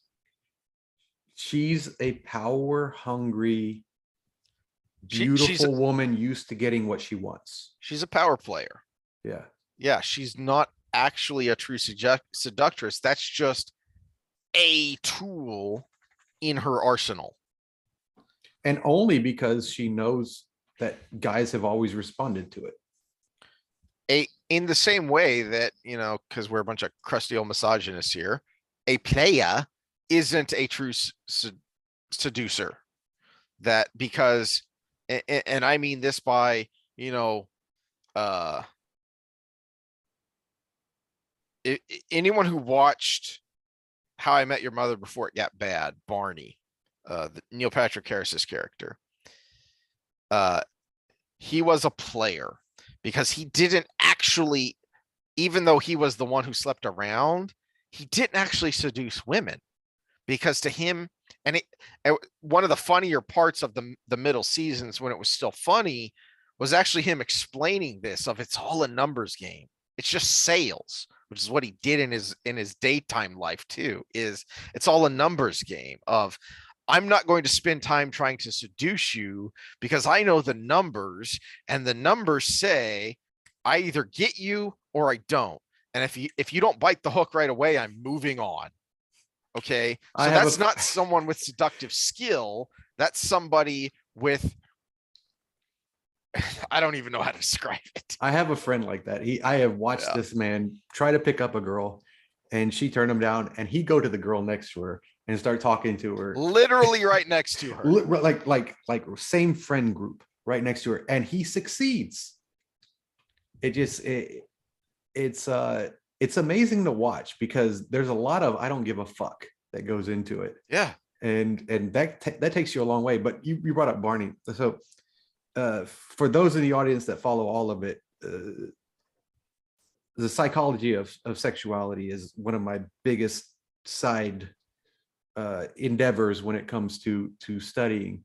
And I was listening / reading some stuff the other day, and interesting statistic came forward, and we did a section in our last one about why homosexuality still goes on, even though it's not very selective from a nature standpoint, right? And an interesting ranting, but keep going. Interesting thought came through, and this brings up Barney because the actor that plays Barney is homosexual, right? Heterosexual twins of a homosexual person have 50% more sex than normal people of their same persuasion. So odd statistic, but okay. So there's something to be said about, so there's thousands of genes that play into the homosexuality, but they're all genes that play into femininity. And enough of them together would possibly lead you down a road where you don't breed with other women or with women as a male. Homosexuality is also like twice as prevalent in males than females, but bisexuality is twice as prevalent in females than males. So we've got that dynamic as well. And the theory on this is, with these two things we know without a good way of testing it, is that those genes that make you better identifiable to females actually help you reproduce.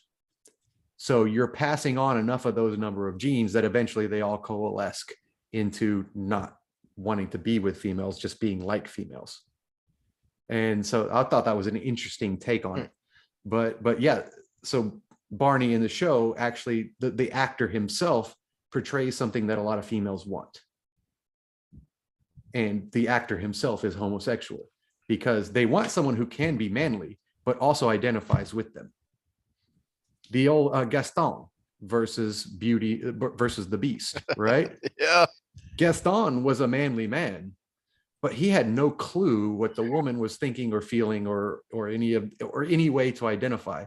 Whereas the Beast was a very big manly man, but he had that streak to him that Belle could identify with. And so that might be one of the pressers in this whole thing. I don't know how we went down this road, but you brought up Barney and it made me think of that. That was an odd random. That, you know what though, I can bring this back to what the, because that is something interesting you said there at the very end, which is something to keep an eye on. And I think I've mentioned this before, is that the Rand Avienda relationship never really did anything for me outside of the fact that she is described as being a hot redhead. But personality wise, and then the time Jordan spends with it, it's kind of so that is that. Yeah, I mean, maybe that's where we'll end it, unless you have more thoughts on it. Is spoiler talk. Maybe that's what we'll keep an eye on going forward. Is in Avienda's mind, Rand is a beast in more ways than one. But she's forced to spend enough time with him that at some point she has to see something in him she can identify with. Does that actually happen, or is that relationship as poorly written as I think it is? Because that is very much a that is very much a good analogy with Rand and Avienda, because she viscerally dislikes him, as we mentioned here in this chapter. When she returns, she's been gone for 7-8 days. She's naked, sunburned, blistered, dehydrated, and yet she stocks still and glares hatred at Rand before she's finally taken off. Well, so part that of she that can be healed. Part of that is the contradiction with Aiel society, because she has seen a future that involves something that we know is going to happen, as spoiler people here, and that she finds highly dishonorable. It leads to this.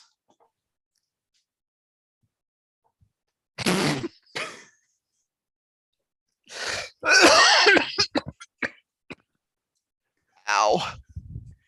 Which when you've been raised a certain way, yeah, and you believe wholeheartedly into it, and it's a belief that basically identifies you as a person. Aiel honor identifies them as a person, especially Avienda. Avi is kind of the arch Aiel. Well, and we talked about the polygamy of the Aiel, but there is a certain agreement that happens without the man, and it happens before that point. And do you have any other spoiler thoughts? Because I think that's an interesting place to end that here, is because I hadn't really thought of this before, because to me, Avienda as a character and her relationship with Rand has always been annoyingly shallow. Her relationship later with Elaine and even Nynaeve and Birgit is much more interesting and well written, I think. I've taken that with a grain of salt, because we get so much insight into Amos and her first sister. And that's something to keep in mind. Yeah. And because we're going to get to that in a couple chapters here when they get to Cold Rock's Hold. Yeah. And so we get insight into some of the clan chiefs and their sister wives as well. And the sister wives are always closer than they are to the actual male. So. But specifically, here's what I'm thinking, and I want to keep an eye on as we progress to that, because I think that scene is about a third of the way through Fires of Heaven. So we've got less than half of this book to go, and then about a third of the next book to go. And we don't have less than half of this book to go, because we covered 2 arcs in this other bit. Yeah, I know. It's definitely less than that because of what's left of Rand's storyline. But I think we can do it in 2. I think we can do it in 2. My point is, I want to keep an eye on what Avienda says and does before then, because during the moment, what she says is kind of shallow and gross, if you think about it, because what she says is she gives in to the moment, not because of any emotional attachment to Rand, not even because of any physical attraction in the moment, in the same way that, man, I threw a bone to that chubby chick and I regret that, but I was drunk and she was wiggling hot. Sorry, did I just hurt you there? But Hey, but even happens, there, man. there's something, there's there's brain chemistry happening there. There's thousands of years of evolution happening there, right? But what does Avienda say is, I was basically, paraphrasing from the best of my memory, I tried to run from my fate, but some things are simply unavoidable. And then she gives in to Rand and her her sexual desires. That's kind of creepy on a certain level. Yeah, the So, creator should be Me Too'd. well, according to a couple of those articles you shared a while back, the creator, Jordan, is. Why didn't they show up in that one? I don't know. No, because it was only up to book 4. Oh, was it? I thought one of them went farther than that, but I like your analogy of Gaston and the Beast, because it's something that lots of people should know, and it is a good, very basic, shallow analogy because it's a children's show, it's a children's movie, but there is something there that, on the surface, Gaston is the man. He's the guy you should want, but you just have to dig an inch and you realize this is rocky soil and it ain't gonna grow squat. The Beast, on the surface, good Lord, literally you should run away.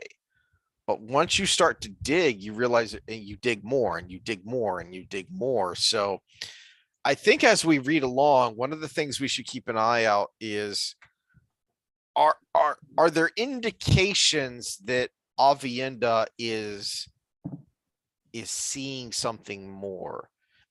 In a lot of the same ways that I'm saying Moraine is seeing something more there, but she's seeing it in kind of an intellectual way. Does Avienda see something similar? Has kind of a similar revelation, but in an emotional way. Well, and I would say take another step and compare her to other Aiel, because what we might be suffering from is a separation of culture. But I think from what I interpreted from the wise ones and their clan chiefs, and the hold mistress and their clan chiefs, and the relationships they do describe, even Bane and Shade and Gal, they give a little bit more insight into the emotional mechanisms behind it. And I didn't get that from her either, which we've made points previous to this, that of the 3 girls, they're very poorly fleshed out, except for maybe Min. Yeah. Yeah. Well, but even with Elaine, even though I don't feel she's as fleshed out, especially in her relationship with Rand, as Min is, you at least understand why she has a relationship with Rand. With Avienda, I feel like, have you played the Mass Effect series? No, I have not. Okay. Though I heard they're very similar to the Dragon Age series because the same creators and everything. All right. So one of the things that drove me crazy about the Mass Effect series is that one of the main characters in the first game is an NPC unless you get DLC in the second game. And even if you get the DLC, their relationship is kind of tangential. And she's a major relationship partner potentially in the first game. So it would be like, I'm brain farting her name, the French girl in Dragon Age. The French girl? Oh, Liliana. Yeah.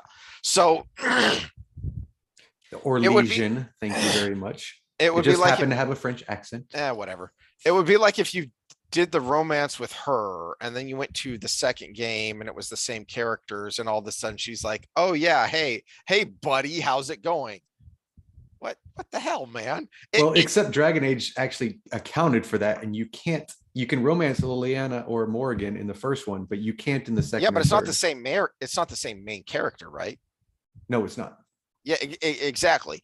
So Mass Effect 2 But made me, even if you romance them in the first one, even depending on how you story in the story, when you reference the other ones later with those characters, because you meet yeah, Liliana again later and Morgan later, okay. they only have memories of this person. Or Yeah, for reference, I've only ever played the first Dragon Age, but yeah, I'm for on the those third wondering, one, middle of the third one again, not which much it to do with sucks this. because I had the first two on PS3 and then I had the third one on PS4, and I was going to try to go through with a consistent storyline.